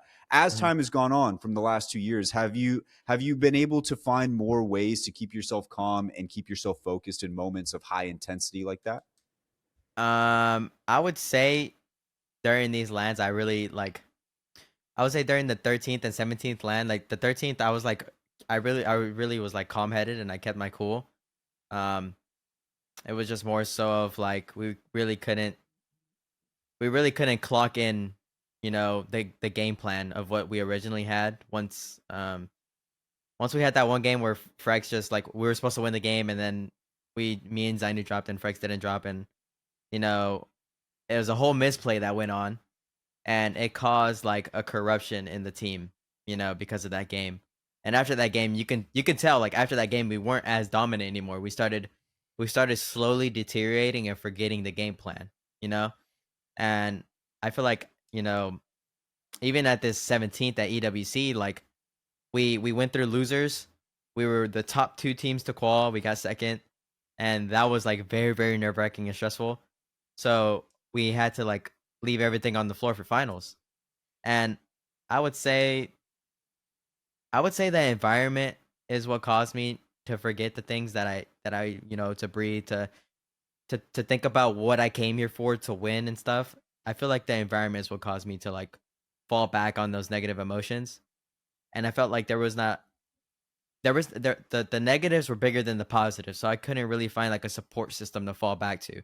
Like I could think of like right now I could think about my wife to fall back to like be a support system, but I'm there alone, right? So my support system has to be with me, either in my mind or next to me. And I feel like I just didn't have either. I feel like I was like really out of it as an IGL. And I feel like the support system that I had near me wasn't supportive. So it was like a very negative environment for me. And I feel like it was just hard to bounce back once, the negative started piling up. Well, yeah, I was gonna actually. I don't know if this is kind of like on the same question that I asked, but the IGL is arguably the hardest position to have an Apex because like a lot of the success and failure lies on your back after. So like over the years, like how do you feel like you built the confidence to say like I'm good enough to take this role to be the leader on each team? Because I think it takes a special type of person to say like I'm gonna be the one to take all that weight on. Like what do you think you've done specifically to build yourself as an IGL and the confidence to take that role? I would say teammates. Like I was like confident enough to take the role, but it really requires my teammates, trusting me and having like that respect and faith in me that really boost me into feeling like I deserve to be in that role. And having my teammates listen to me, we perform, we do good. That's when I realized like, whoa, like I'm actually good at this job. Like I deserve to be in this role, you know? Mm-hmm. And learning that from my previous teammates, learning that from Fury, learning that from Scissors, learning that from Ramboski, learning that from Snipe, learning that from Frex, learning that from Capra, learning that from Luda, learning that from, even now, Zainu and Koi, like, they had it for me. So I feel like, being able to have these people, trust you, I feel like you just kind of have to like be a leader in that sense. And, at the end of the day, like, even back then till now, I still like whenever a mistake happens, I'd still rather that blame to this day fall on me, at least in a constructive way, fall on me. That way my teammates don't feel so stressed out on it because I want to be that leader, that they look up to and they can talk to and respect, and communicate with. And I feel like it's really good that I'm in that position to be able to do so because I never saw myself as a leader. You could have asked me, 5 years ago, do you think yourself as a leader? I was like, probably not. I'd follow what other people would do. I would listen to what other people would do. But whenever I started playing Apex, 2 years into the scene, I'm like, what if I just take over this role, be very confident, and lead people, to a win? And I was able to do that. Finally, after what, 5 years of playing this fucking game. So like it's amazing to see. No, totally. And like it takes like a really mature person to like be able to like battle through that long and like put in the work to get to where you have now. Yeah, it's stressful. Like it was way stressful back then. So like doing it now is like free time because like back then I was working a job at school. I was planning on getting married. I was planning on taking over a house, taking care of, my sister-in-law, my brother-in-law, taking care of a father-in-law, like doing all this shit that people obviously don't see behind the scenes. And, Mm-hmm. and like I could toot my own horn and talk about it, but like I'm here to, let my accomplishment show for itself. And, that's what I really want to do at the end of the day. Like a lot of people really look up to a lot of us in the scene. So to be able to do something and like work super hard for it, like I would love to help all these other people out that, all these people that reach out to me like, yo, like, how did you do it? Like, how did you do school? How did you do this? And like, I would like to say it was just only like me basing off time management, but I had a support system. I had my wife constantly supporting me. I had her telling me that I could do this, and I would be able to support her while she's doing school and shit. Like, I had a really good support system going on in hand. So like I had my family backing me. I had everyone backing me to do this. And yes, it's stressful because at that point, like I really want to succeed to make it work. And at this point, I really did succeed to make it work. And I still can succeed. I have a lot more time. I could do a lot more accomplishments that I really want to do personally, a lot of goals that I still have in mind, and I'm hopefully, plan on doing that at Champs as well. We need to It's get the streams beautiful. going, Phony. Where are It's we at? beautiful. Yeah, the streams is what I really need to do. Like, Let's go. We need to get no, the streams going. no, I need to Phony. get the streams going, bro. But like, it's like a mental battle, man. I'm telling you, bro. This mental battle that you go through is like really, really hard. Like, I wanna constantly stream. I wanna constantly do this, but like, things fall into place where I have to do, help out here, help the family out here, do this. I have to get off, spend time with my wife, make sure she feels loved, take out the dogs, make sure they're fed, make sure they're okay. Something randomly pops up, I have to go take care of that. It's hard being, a family man because like it mattered. Like if I wasn't a family man, it wouldn't matter to me, and I would just constantly work. But me being a family man, I care too much to like to set them aside and stream and all that. Which I'm getting back to streaming now. Chill.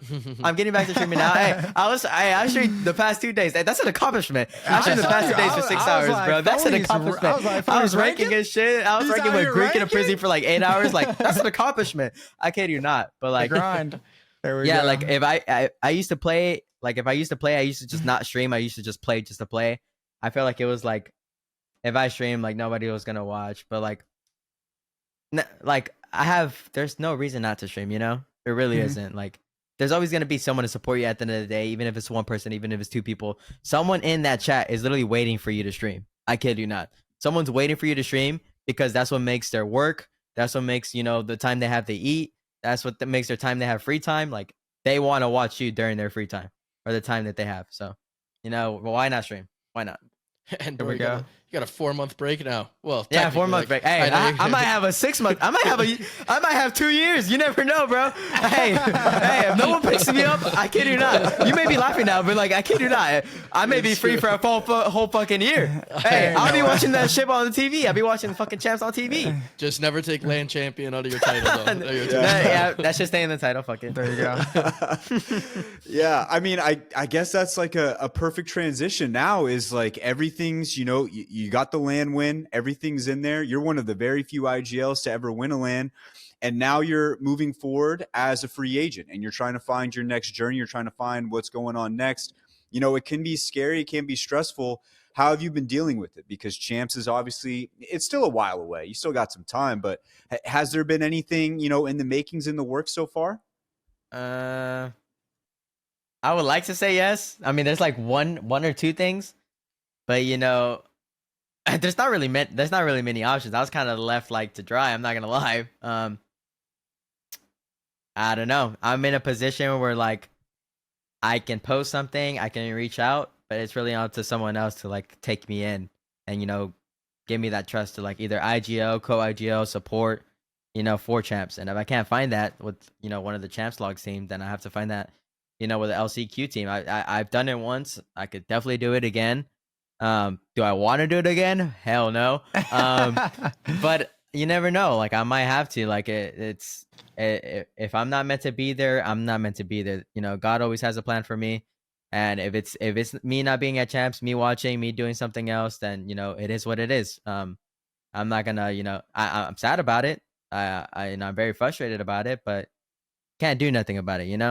So C9. why stress it? Why stress it? C9, I hope so. I'm just I saying hope that so. looks like it I'm could telling be a you- little bit of an angle. I mean, I'm telling you, I'll hit up I Ronnie asked- myself. I'll be like, yo, I'm asking if they take me in, they take me in. I don't know. They never confirmed anything. Apparently, they have a lot of options to take over, and they're not really looking for an IGL, which is fine. A lot of people don't look for IGLs. A lot of people are looking for the other things. They want to IGL themselves. Perfectly put fine. that boy Saucer on support. I might- Come on now. What I are might we be doing? Sauce is a really solid IGL. I do not knock the kid, bro. He's a really solid IGL. He's mentally improved so much. I saw him at Yes. LAN when he was in fucking losers. He really wanted to win. I saw him in the staircase. I told Naughty, bro, don't forget what the fuck happened today. You're gonna dominate in fucking losers. I went through losers 2 fucking times already. Maybe even 3 times. I went through losers so many times already with previous iterations of rosters. I went through that shit at EWC, and that shit did not stop me from trying to make a finals, bro. So don't let that shit stop you, bro. Because That's top 10. EWC was top 2. You could make that shit in top 10, bro. So don't fucking knock your shit down, bro. You got that. And Actually- they fucking dominated that shit. They dominated losers bracket. Hell yeah. I do want to continue talking about, like, if you had, like, you know, future plans, everything like that, if you want to talk about it. But, like, Yeah. I do at some point want to talk about that LCQ bracket, because being down there at EWC, I asked a lot of people, like, how are you feeling? And, like, in the past, and I've to, you know, it's just a standard question when you're trying to make small talk. And most people are like, you know, in LA, for example, like, oh, feeling good, excited for this weekend. But in EWC, every pro I talked to, I said, how are you feeling? They would all tell me, everyone, including Falcons guys, would say, good, but that LCQ lobby is pretty fucking scary. Every single person I talked to said something along the lines of that. You actually had to experience it and then clutched out and got in with that top 2. What was that experience like? That going through that lobby, 10 games on top of it too. That shit was scary. I'm not gonna lie. Top 2, like you're still like your top 10s, but you never want to be in a losers bracket for a top 2. Like you never want to be in that position. That is the scariest shit to be in. I'm not gonna lie. That could go literally anybody's way. No matter how consistent of a team you are, bro. Being in that lobby was very, very scary because, you know, we were this close to not making it. If TSM was alive and made it to top 2, we were this close to not being it, and it would be TSM.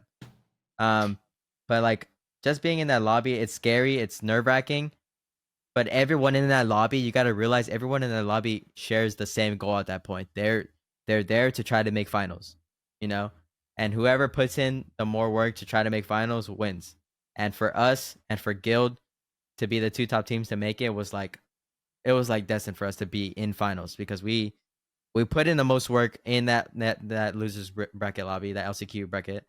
And, you know, we were there in finals, and obviously we didn't show up in finals. Like I said, it was just like not a really good environment for me. Didn't have really a support system. And as sad as it is, like we didn't do nothing with the fucking with passing the LCQ spot. Like that shit could have gone to TSM and they probably would have done better. I kid you not. But like as sad as it is, it didn't happen. And I'm just glad that, you know, we were able to show up in LCQ regardless. Like I knew we had something once we made it top 2. Yeah, exactly. Because, like, again, I don't think people realize, at least when I've been watching back and like covering it, is how different those 2 extra games went. Because, like, in ALGS, we have 6 game sets. We've had 8 game sets at champs, but then 10 games, right, really made it where just winning 1 game wasn't enough. There's been so many times where we've seen teams have bad sets and then they, in their final game, make a comeback. That could not happen at EWC. You had to be consistent all throughout. Yep. And so, like, to pull that off in what's it called, in the finals there, in the LCQ there, was still spectacular regardless of what happened in finals after. And it's probably one of, at least from a viewer perspective, one of the most entertaining sets we've watched. Yeah, no, a lot of people were telling me that LCQ, I mean, besides the fucking 13 match set of finals, but the LCQ bracket was like the hardest bracket that everyone has ever seen. Like it had really, really stacked teams. Anyone could have made it in that lobby. And it was just like, it was good Apex. It was good Apex for once, you know? And the 13 game set for finals, everyone was ecstatic to watch that. They were like, who the fuck is going to win this match point game? Because it's going on to 13 games already and nobody's won this shit. Like, what is going on? You'll see match point end in like 10 games. Like, besides maybe in that North Pack region where it ended in like, I don't even know how many games. That like was 13 or 14 or something like that. That was the longest set ever too. But like other than that, other games have ended like super fast. They've ended in less than 10 games. And for this one to go on to like 13 games is insane. And they started later. It was 1:30 in the fucking morning when they ended. And it's crazy too that you guys ended up getting. You guys got second position, right, in that final game? Yeah, it's crazy that you guys get that, because like I mentioned before, you also, the first time we had you on, you had to get first place. So if there was anybody prepared for that kind of lobby, it was you. Actually, you had it ready to go. You had it on lock. I'm always in these fucking nerve-wracking lobbies, man. Yeah, it all seems the time. like it. Literally just having everyone bite their fucking nails. Yeah, no, it's crazy. But I guess I want to go back to Germany, but it kind of goes into EWC as well. And it's really just the meta that we just watched. We just got a crypto meta. And then at EWC, it was completely different. Which one do you prefer? And do you like the current meta that we're in right now, or would you like to see it shift out of there? I would like to see it shift out 100%. Crypto meta is like super boring. It's even if we won, even if we didn't win, I would say the same thing. Like it's super boring. It's like not fun to play at all. Just especially having either your anchor player or your IGL having to be in drone literally 90% of the time to scout info, and at that point your IGL is like really useful in knowledge sense and everything. But when it comes to like fighting and shit, it's like very boring to do. Like you're just hitting a radar beacon, scanning, going somewhere. And I feel like the previous meta was like funner, even though we picked the wrong characters to play for that meta. Is like the real reason. Like it was like things like was pretty bad at EWC. We genuinely picked the wrong characters to do that meta in, and it was very hard to IGL when I was like backlining as a seer, literally more than 90% of the time. Like I wasn't in the front lines to like scout things out. I had to rely on info from my teammates. Sitting at the back line like probably 90% of the time, not being able to make rotational calls. And if I do, they're all trusted on my teammates. And, you know, not being able to IGL in that meta was like, especially being on the wrong characters was horrible. But I feel like that meta was genuinely better for the Apex scene. I'm not going to lie. Instead of crypto meta is so boring. And if they were to make a meta, I hope they make a meta with like Alter or something. Cause like, I'm not going to lie. Alter is like super fun character to play. I'm not going to lie. But if they do make a meta with her, I think it would be pretty cool. Yeah, I was looking back at the me and Jumbo were watching earlier the final game, and basically like the first 15 minutes of that game is just you in drone roaming around looking, and then the other two sitting in the building just like looking out the window. And I was just like, this. We were both saying it out loud. We're like, this meta sucks. Like this. It's from boring. a viewing perspective, it it's sucks. boring. And I'm sure from playing it, it's also boring. Like I feel sucks. sorry for the broadcast people. Like they have to see all these drones flying around, and they can't even call what team's drone is which. They're not like, oh, there goes Fnatic EMPing, blah blah blah. It just shows a random drone just flying around EMPing someone, and they just have to guess who it is or until it shows someone. And it's kind of boring. Like you're just seeing like seven or 8 drones just flying around, not knowing which drone is what. They're like scouting stuff, and they're like EMPing someone, just griefing someone, and you know, everything is like, you can see everything from like sky high. So all these rotations are basically just knowledge of what the crypto is doing. Like you don't have to like call everything. It's not as challenging. It really isn't. It's not as challenging at all. And I feel like that's what Apex should be. It should be challenging. And I feel like for this LAN at least, like having crypto there, it's like, of course it's still challenging at the end of the day, not to knock it, but like you get so much info off of crypto just sitting sky high.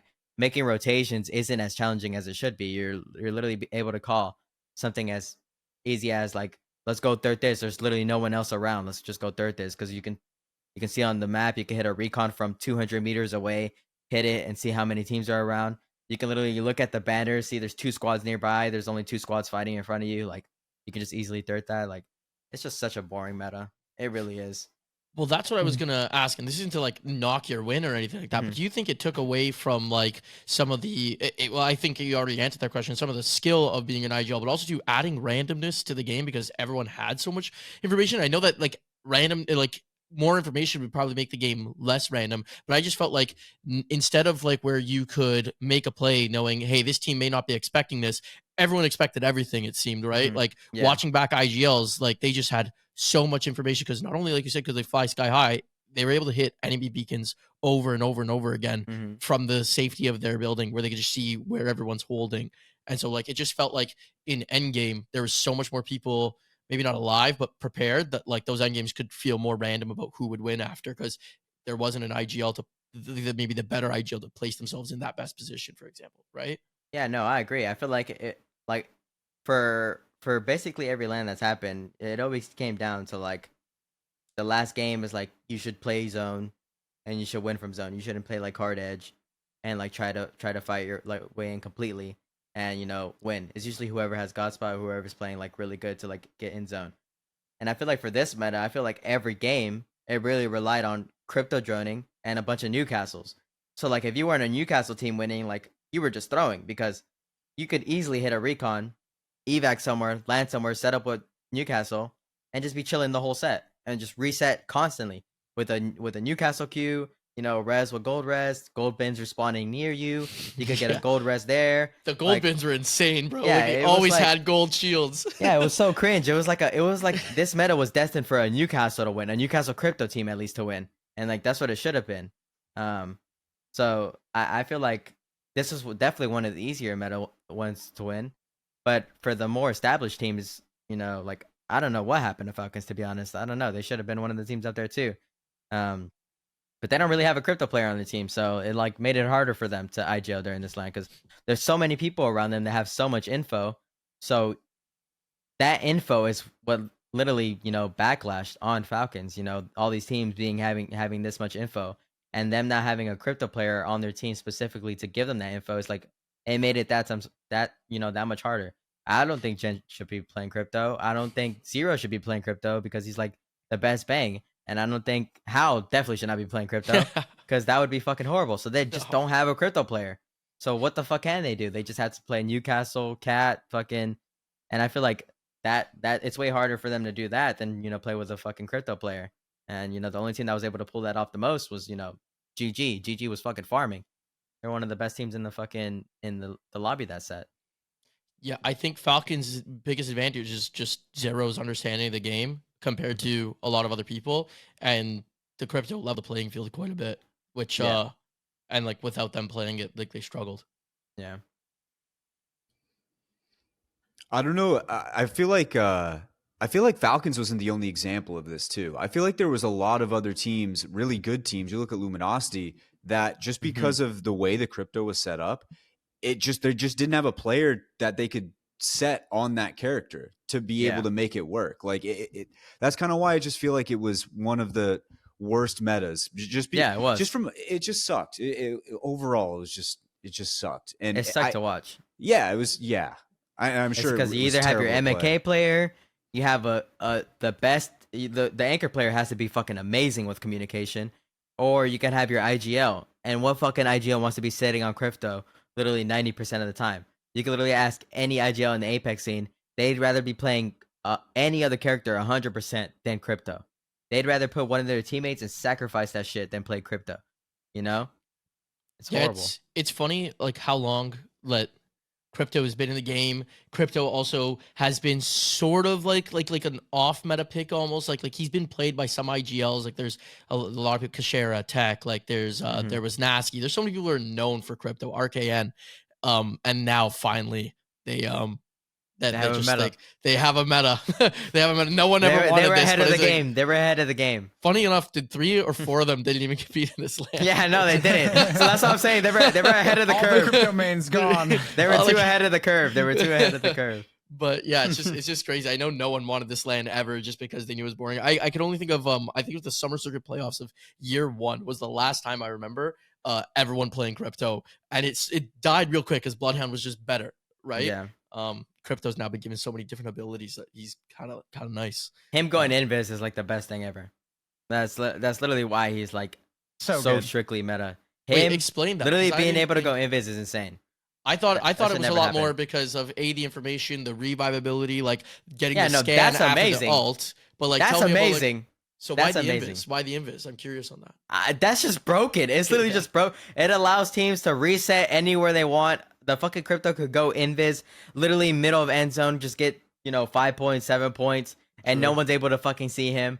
It's just ridiculous. It's the amount of times that Guild was able to reset at LAN for the sole fact that fucking MT was going invis, middle of zone, being able to grab both banners, and just someone either randomly popping a Moby or him popping a Moby like super far away and just fucking rezzing both of his teammates, and nobody's able to kill him because nobody's able to see him in the middle of zone is just ridiculous. Like that shit should just never happen. That just gives you free points. Like the knowledge is insane, but that perk itself is like fucking crazy. That perk itself is like shouldn't be in the game.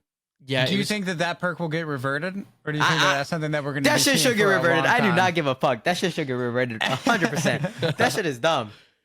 It's interesting.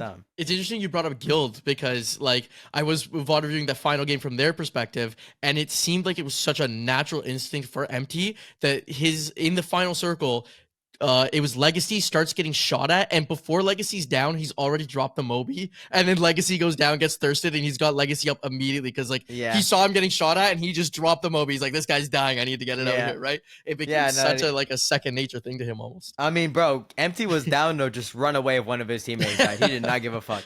He's like, I'm leaving. If one of his teammates just insta dies and it becomes a 2v3, He's not even trialing that 2v3. He's running away, letting his teammates die and get sacrificed, and just fucking Moby resing them somewhere. Moby, no, that's crazy. That shit is funny. Like I knew that Invis was big, but I didn't know you would say it was like the biggest thing. That's I interesting. feel like it's the biggest thing. Like the information is cool and all, but crypto always had that fucking information Of at course. hand. That shit was like always a thing in his perk. You could still scout shit 200 meters away. You can still fucking throw the drone out, EMP someone, get a bunch of damage. Like, but the moment he was able to go invis is when people really wanted to start playing them. You're able to go invis, sit anywhere, sit middle of map. You could do like Roman Empire shit. You could go in a fucking Trojan horse randomly in the middle of the fucking map and just, converge on someone. You could just have your two teammates rat. You just come out from behind a full team, EMP them, and just fucking start blasting their ass. Like, this shit is so fucking broken. You can do so much shit with him. And I feel like his invisibility kit isn't really used as much as it should be. Like, people should be sitting like behind a full team at fucking choke points, being ready to just, fucking kill them from the back while their teammates are like ratting in corners, ready to shoot them and pinch them, crossfire. And I feel like he could do a lot more in that, and, a lot more plays in those scenarios. This meta does suck. I still think it was the worst, but there was some funny moments where there was one where Reps was sitting right next to, I think, Game and Gladiators, next to their Newcastle wall, and he's just invisible. Oh, They have I was no dying ideas. laughing at that one. That was game 9. That was game 9. Yeah. Those moments are funny, but it still sucks, and I'd rather them change it. Let's leave those in the past. We'll come up with some new fun moments. No, I agree. We'll come up with something new. Like a Mirage meta or something, just everyone just going in Yeah. circles. Oh fucking my ulting. god. Imagine Addy's that. gonna force it one day. He's Yeah. gonna... He was playing it in this pro league a few times. There was a few times he busted it out. I watched it. It was crazy. Was there ever a moment that you guys thought about picking anything else, or was it always like, no, we have to do crypto? It's just too good. There was a moment where we wanted to try like Pathfinder, fucking Newcastle, Cat. There was like a moment we wanted to try that, but like we didn't end up going with it. It was definitely just set on me sitting on crypto. I'm not gonna lie. No one really wanted to try anything else. It was like it's either crypto or nothing. Crypto's too strong. Yeah. And I feel like we didn't have enough time to try any other metas or try any other comps, so it was like dead set on crypto no matter what. I mean, 71.5% of teams used crypto.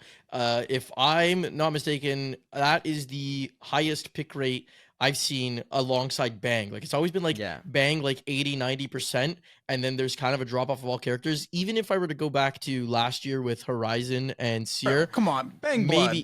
Come on. Even Bang Blood. I don't know if Bang Blood was as Bang Blood high. was like at least 90. I'll have to check. I don't know. Like, the crypto one was pretty high. Like, I'd have to look.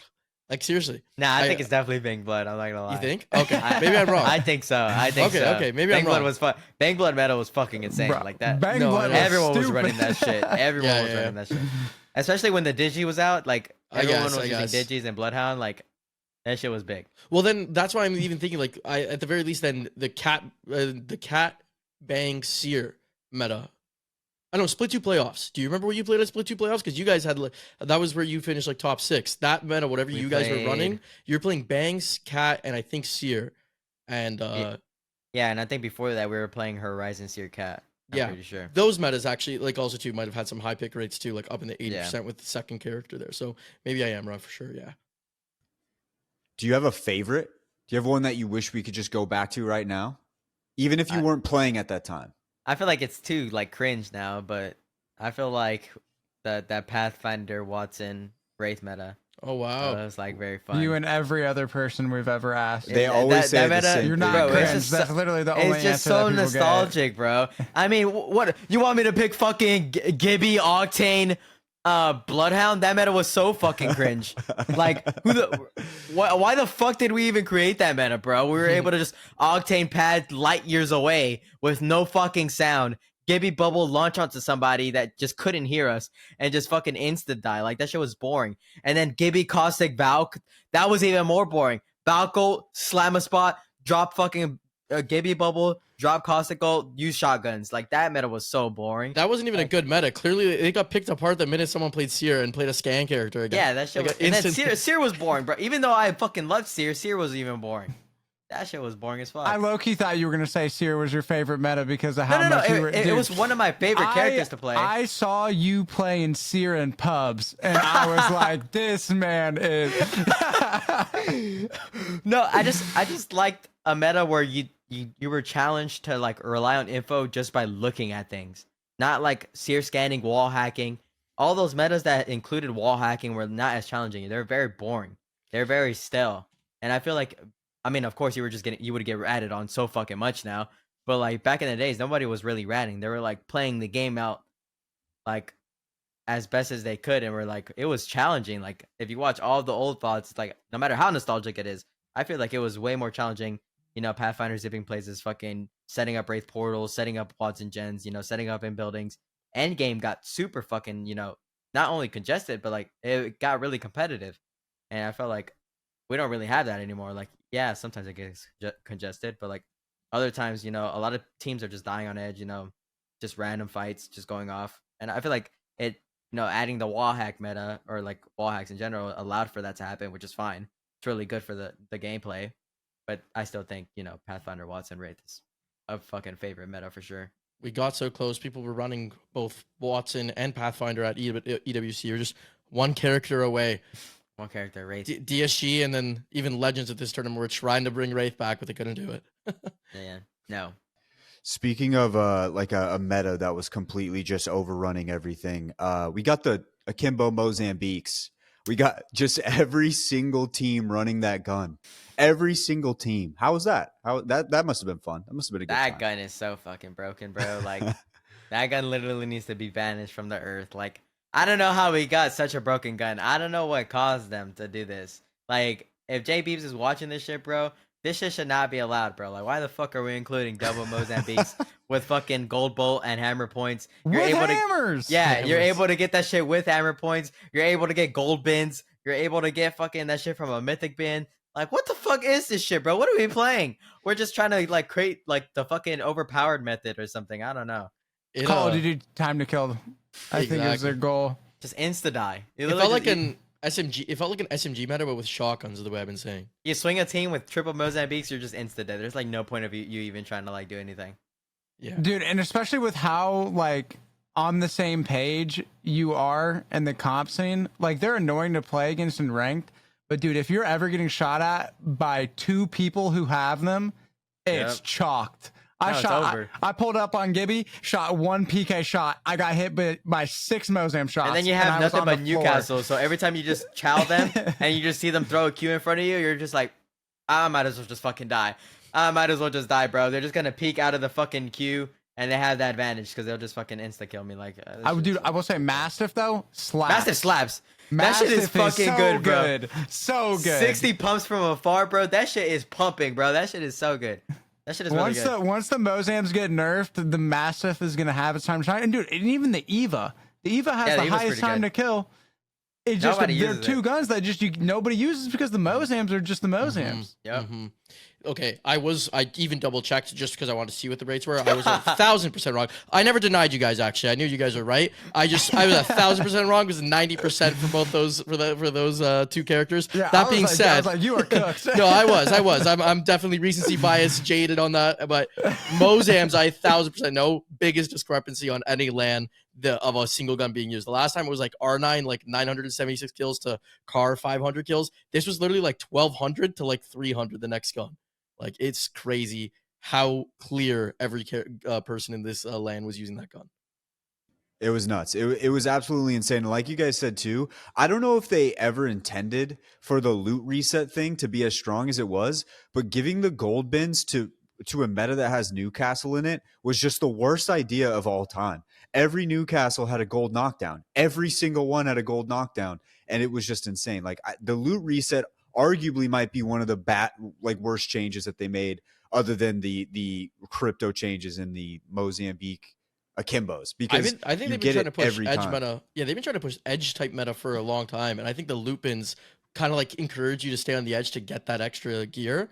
And the problem was, I don't know how many times I've seen when the reset happens and someone's standing between 5 bins and they all turn gold. Like, just not that many. No, that that's- No, that there's makes way zero sense. too many of them. Too many. That Because, makes you zero will- sense, bro. It's just like I've had like moments where there literally are just like 4 pills. There's just gold helmet, gold bag, gold knockdown, just sets for everybody. It's absurd. It is too much. Yep. There's like way too like. I think the idea of having them is dope, Yeah. but there should be like 1 per like every 200 yards or something. Maybe not that extreme, but there should never be like 4 pills where everybody's like, oh, okay, everybody has their Mozams. Okay, everyone's gonna be max kit. Yeah. Oh, Yeah, don't that worry, shit is all you have to crazy. do is is open up 1 pill. I like the mythic bins though. The mythic bins is really cool. That's I'm not cool. gonna lie. Yeah, those ones are sick. Those ones Me are and cool. me and Wyatt were watching your 897 off of like leveling up, and all of a sudden you guys just go all to reds, and I'm like, wait, what happened? Then we see like it was Koi's POV turns around, mythic bin over 1,000 Evo to you guys. It's wild, Yep. but those are still cool, and at least there's like a downside that you have to sit there and grab them. Yeah. Well, Phony, it's been. Wait, I It's do been- have one more question. Oh, you got another Okay, one? Well, before we we end still it, got E's this is- final question too. but- Okay. Of course. yeah. Cool. This is I didn't know where to fit this because this is an old question. Or like about a time in your career from an older period, like before Split 2 and everything like that.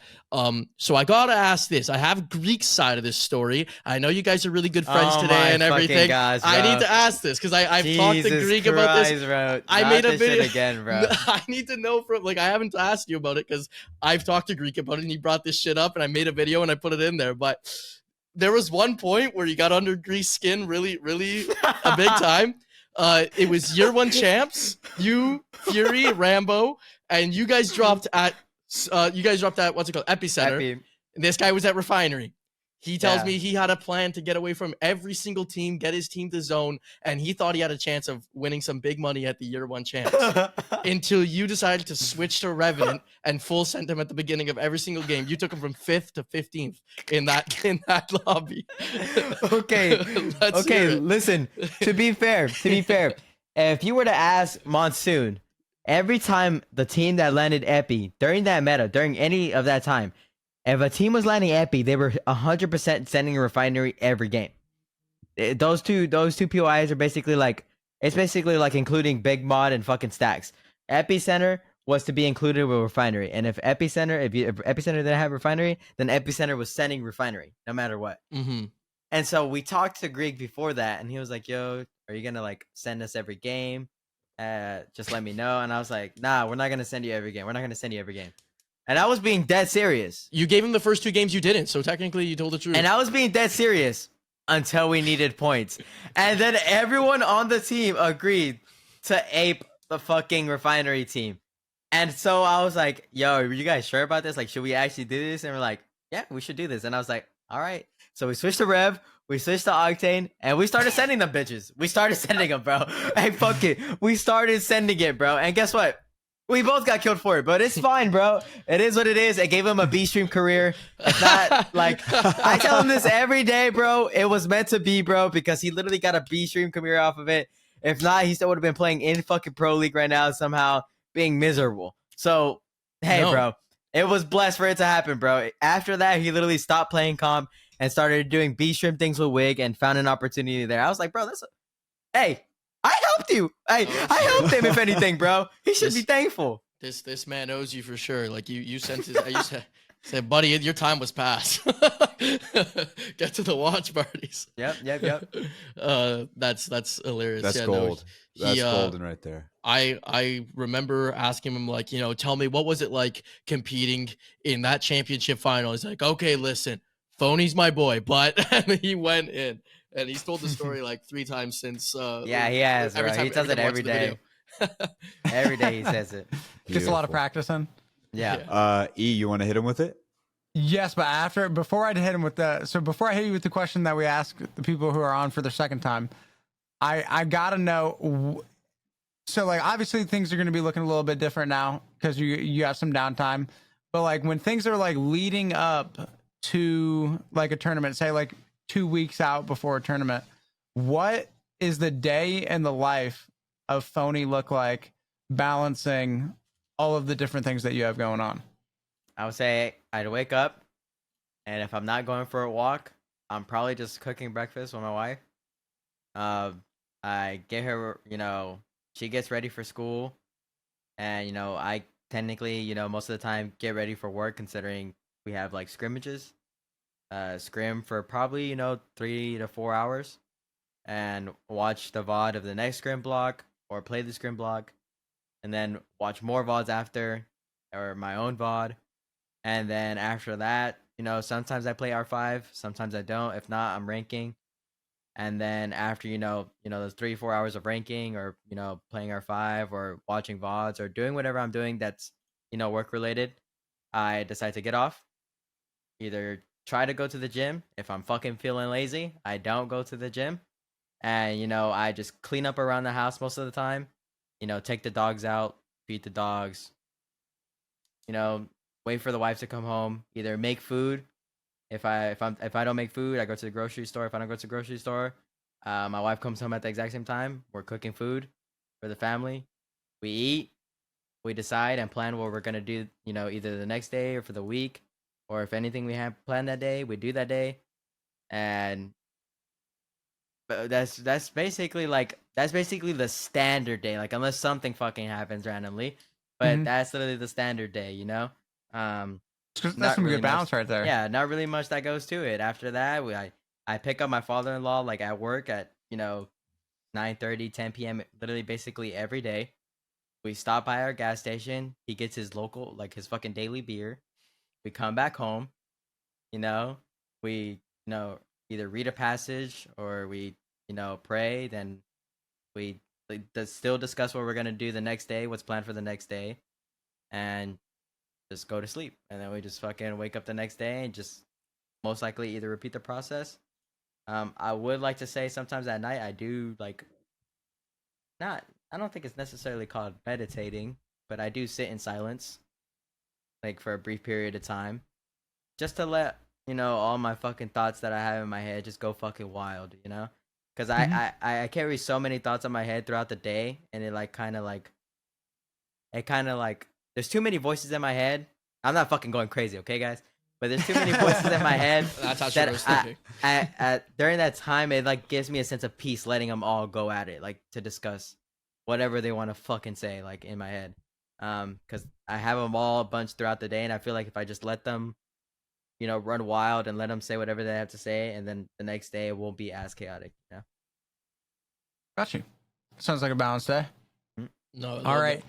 So the question that I ask everybody who comes on for the second time, because we already asked the question that everybody gets asked the first time they're on, and so mix it up.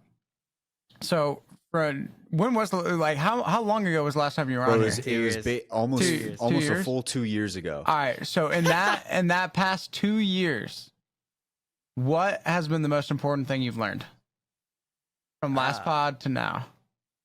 I would say the most thing I learned, to not, I guess, to not take things so serious all the time. I guess I feel like there's so much shit that happens throughout the day that can be very, very fucking stressful, and if you just let it get to your head, it would only make things worse. And once I found to just let things go and just not take it as serious, have some fun, I feel like things genuinely got better for me mentally. Fire. That's That is- beautiful. I would say over the last 2 years of my life, that's probably one of the number one things I had to learn too. It's just like start going with the flow of things and like seriously change my life. And like it sounds like so simple, but seriously, I was too uptight for a while. So I know where It's you're so coming hard, from bro. there. I know So where you're hard. coming from. It's because, bro, I'm a family of 9, right? So I'm the second youngest, and even though I'm the second youngest, I feel like I have so much responsibility to do, like for my family. They're getting older. My dad, my mom, they're getting, to the point where they literally are too old, right? So I want to do something for them before, God takes them, and I want to physically do something for them. I want to do something for my family. I want to, be the one that succeeds, and it's a lot of pressure, but I want to carry that weight. Even though I'm the second youngest, I shouldn't be carrying that weight. I want to be the one to do it because I'm in the position to do it, and I want to help them out as much as I can. So it's very stressful, and I take things very, very serious because of it. But that's why I say that that's the most important thing for me, is to not take things as serious, like to have fun with it, have fun with the process, have fun with the journey, because it's what helps me get through mentally. Like if I take things way too serious, then my accomplishments, my dreams, they won't happen. My goals, they won't happen.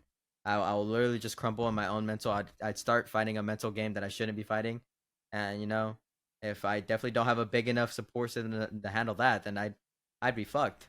So I'm just thankful to to have my wife, have supportive people. Even you guys. You guys you guys support everyone that's on this podcast. And it may not seem like much, but I really do appreciate it. Like, you reaching out, not even once, not even 2 times. Bro, I'll stay in those DMs, literally Phony. 3 We'll be there. times. We'll be Literally in the 3 DMs. times. The We'll be in the persistency, DMs. like that. I'm telling you, bro. Like, I really do appreciate it, because it genuinely makes me think that you actually like care for me being on the podcast, and I genuinely do appreciate it. I genuinely do appreciate this podcast. No, this is no bullshit. After the first time you hopped on the show, I started the Phony fan club, where I was like, this guy's going to be something. And I would not shut up about you. Every prediction I made, I got roasted one time because I called FaZe at the time when you were on FaZe. I was like, this is about to be a dynasty team. I got roasted for that one. But like, I remember that. I had to transfer ownership over to Jayhawk because he's heavily more in the Phony camp. Actually, he is. I kind of transferred over into my Cloud9, which is when you said Cloud9, I kind of like looked up a little bit, because that would be perfect. That'd be great. But Man, no, we Naughty really and do Phony love on seeing you one succeed. team. Sheesh. Right? That'd be I used to sick. play with Naughty. That shit was funny. Naughty's cracks my me guy. up. Naughty's my number one. But like it's awesome to see. We do support you, and it's been such a great journey to watch from where you started all the way to now. And I think there's a lot of kids out there who, whether they're starting in Apex or in some other game or whatever field they choose to go into, like seeing how much time, how much effort you put into it, to see you come out on top like this, it's really one of the most beautiful things, because we've been supporting you from afar for a while now, and it was great to see you finally get that win, man. It was awesome to see. So anytime you want to hop back on, anytime you want to be here, Phony, you got the open invite. We'll be in those DMs. We'll send you 17 of those. I'll come again after we win champs with There we whatever go. team. There we go, whatever baby. team I join, bro. We gotta I'll wait. come back for champs. We gotta wait for another trophy. I will say, like, you are one of like the few players who can literally say, it does not matter who my other 2 teammates are. I'm going to get the job done. Because Yeah. like, no Hey, I'll matter who see you you at have on your champs, bro. team, you literally just get the job done. And so See you there. nothing less than that will be expected. I love it. I love Thank it. you, So man. I'm begging for Cloud9, Phony. I'm begging for it. I hope so too. I'm I hope begging so for too. it. All right, man. Well, it's been a pleasure having you on. Thanks for hopping on. Thanks for your time. Congratulations on the win once again. And hopefully next time you come back on, trophy number 2. Two Trophy number times. Let's get trophy number 2. Good time. Let's get the 2-time. All right. Thanks, All right, man. brother. I Thanks for hopping appreciate on. it. All right, ladies and gents, shout out to our man Phony. Shout out to our man Phony for hopping back on the pod. Ladies and gents, we're going to round out the show with the heart to heart. It is heart to heart time. Does anybody want to go first? You got it. Is that You even a bought it. question anymore? Yeah, go ahead. Just hit it. I was talking about how I'd missed a lot of this playoffs, and I did because it was my sister's wedding. The last week before a wedding, I didn't realize would be that stressful. I think I actually did, but it was. There was a lot of stuff to do to help prepare, to help get ready, but no complaints. It was an amazing day. Had a great time. Wedding with match point the next day. It took me until Thursday for my voice to recover. I lost that, and it was in shambles, but it's a wonderful day. Happy for my sister and her now new husband, and just a great time to be around family, friends, and just a lot of like joy and happiness. Hell yeah. And I stole Hell the yeah. fucking floor with a speech, by the way. That's I need to right. throw that out there. Yeah, I my knew speech that is was killed. coming. I knew that was coming. Shouts out. My heart to heart this week. I got 2 weeks off for baby bonding time, and I'm just soaking it in. I'm just soaking it, just chilling, relaxing. Feels good to relax. It's been a while since I've been able to do that. I'm out of the elements as well. It's still hot as shit where I live, so I'm just thankful for the opportunity to even be able to take baby bonding time, because there's a lot of people out there who don't have that same ability afforded to them. And even though I don't always love the place that I'm in, I think gratitude is really what it comes down to. Just being grateful for what you do have, not the things that you don't. So I'm very happy for that. It's been nice to spend time with the baby during the day, instead of just when I get home, at 5 or whatever. Yeah, I don't know. And yeah, feels good. Your White's been camera just taking went up- out. Why's Okay. been taking up his daughter's hobbies, in fact, and he started eating the dirt. I started finally. eating dirt. Yeah. I've been trying out different dirts, different mulches, trying everything out. And Red Yeah, I Bull's want probably to keep me slaps, posted. I'll give you guys the update. Yeah, I don't know soon. what happened with my camera, Yeah. to be honest. But it E, kind of just, you're heart to heart. yeah, it's just done. But It just disappeared. yeah, heart to heart. Let's do it. I had a day where I lost the mental battle against these cheaters. I just had enough what I would describe as bullshit situations and just frustrating. And not every day you're gonna come out on top. And I'm gonna hold this out. But at the same time, I was due. I learned from it. I know that I'm definitely more prepared for the next bad day to come along, and I'll handle it better than I did this one. And it is what it is. It happens. Go next. Got so much things in my life that I can be grateful for. Gonna spend the absolute minimal amount of time being twisted about the stupidity that I endured, and I'm gonna enjoy the rest of my life. And I think I'm gonna put an emphasis on enjoying, because within the word itself, you could think of it as enjoy as infusing joy into any moment. You have the choice to be able to do that. And so I want to, I'll be honest, I have noticed that it is quite difficult for me to enjoy dying to cheaters, but I know that there's a version of myself out there that can enjoy the experience of dying to cheaters. And one day I'll be that guy, and I won't be a crybaby little bitch about days like today. But I'm not there yet. I'm on my way, and I'm gonna enjoy the journey. I already got my enough crybaby bitch No out of the way. crybaby I was bitch Mr. anymore. Poopy No Pants for crybaby sure. bitch No, anymore. I literally was just I was Mr. Poopy Pants. 2 or 3 games before I got off, I literally died in a fight. I was just like, I'm getting It's all fucking good off. though. I'm just kidding. I'm just kidding. And then I was like, all right, let's keep going. Because I slept in, Yeah. got on late, and I was getting off early so we could do this. And so I was just like, you know what? Gotta put in the time. And here we are. I feel Of course. it. I feel it. But this is where we are, and That's we're going to prep. bounce back. Slingshot sorry. method. That's what we do here. That's what we do Slingshot, here. I like that. That's prep. That's right. Well, ladies and gents, that should just about do it for this week's episode of the Apex. Shout out to Phony for winning, and shout out to Phony for hopping back on. It was awesome having him back on, and we can't wait to see what content we have in store for you guys throughout waiting for champs. It's going to be a long wait. It's going to be a long time, but it's going to be worth it. It's going to be worth it. Thank you guys for tuning in. As always, we'll catch you guys next week for another episode of the Apex the podcast. See ya. See ya. Oh, I tried to time it. You tried to time it.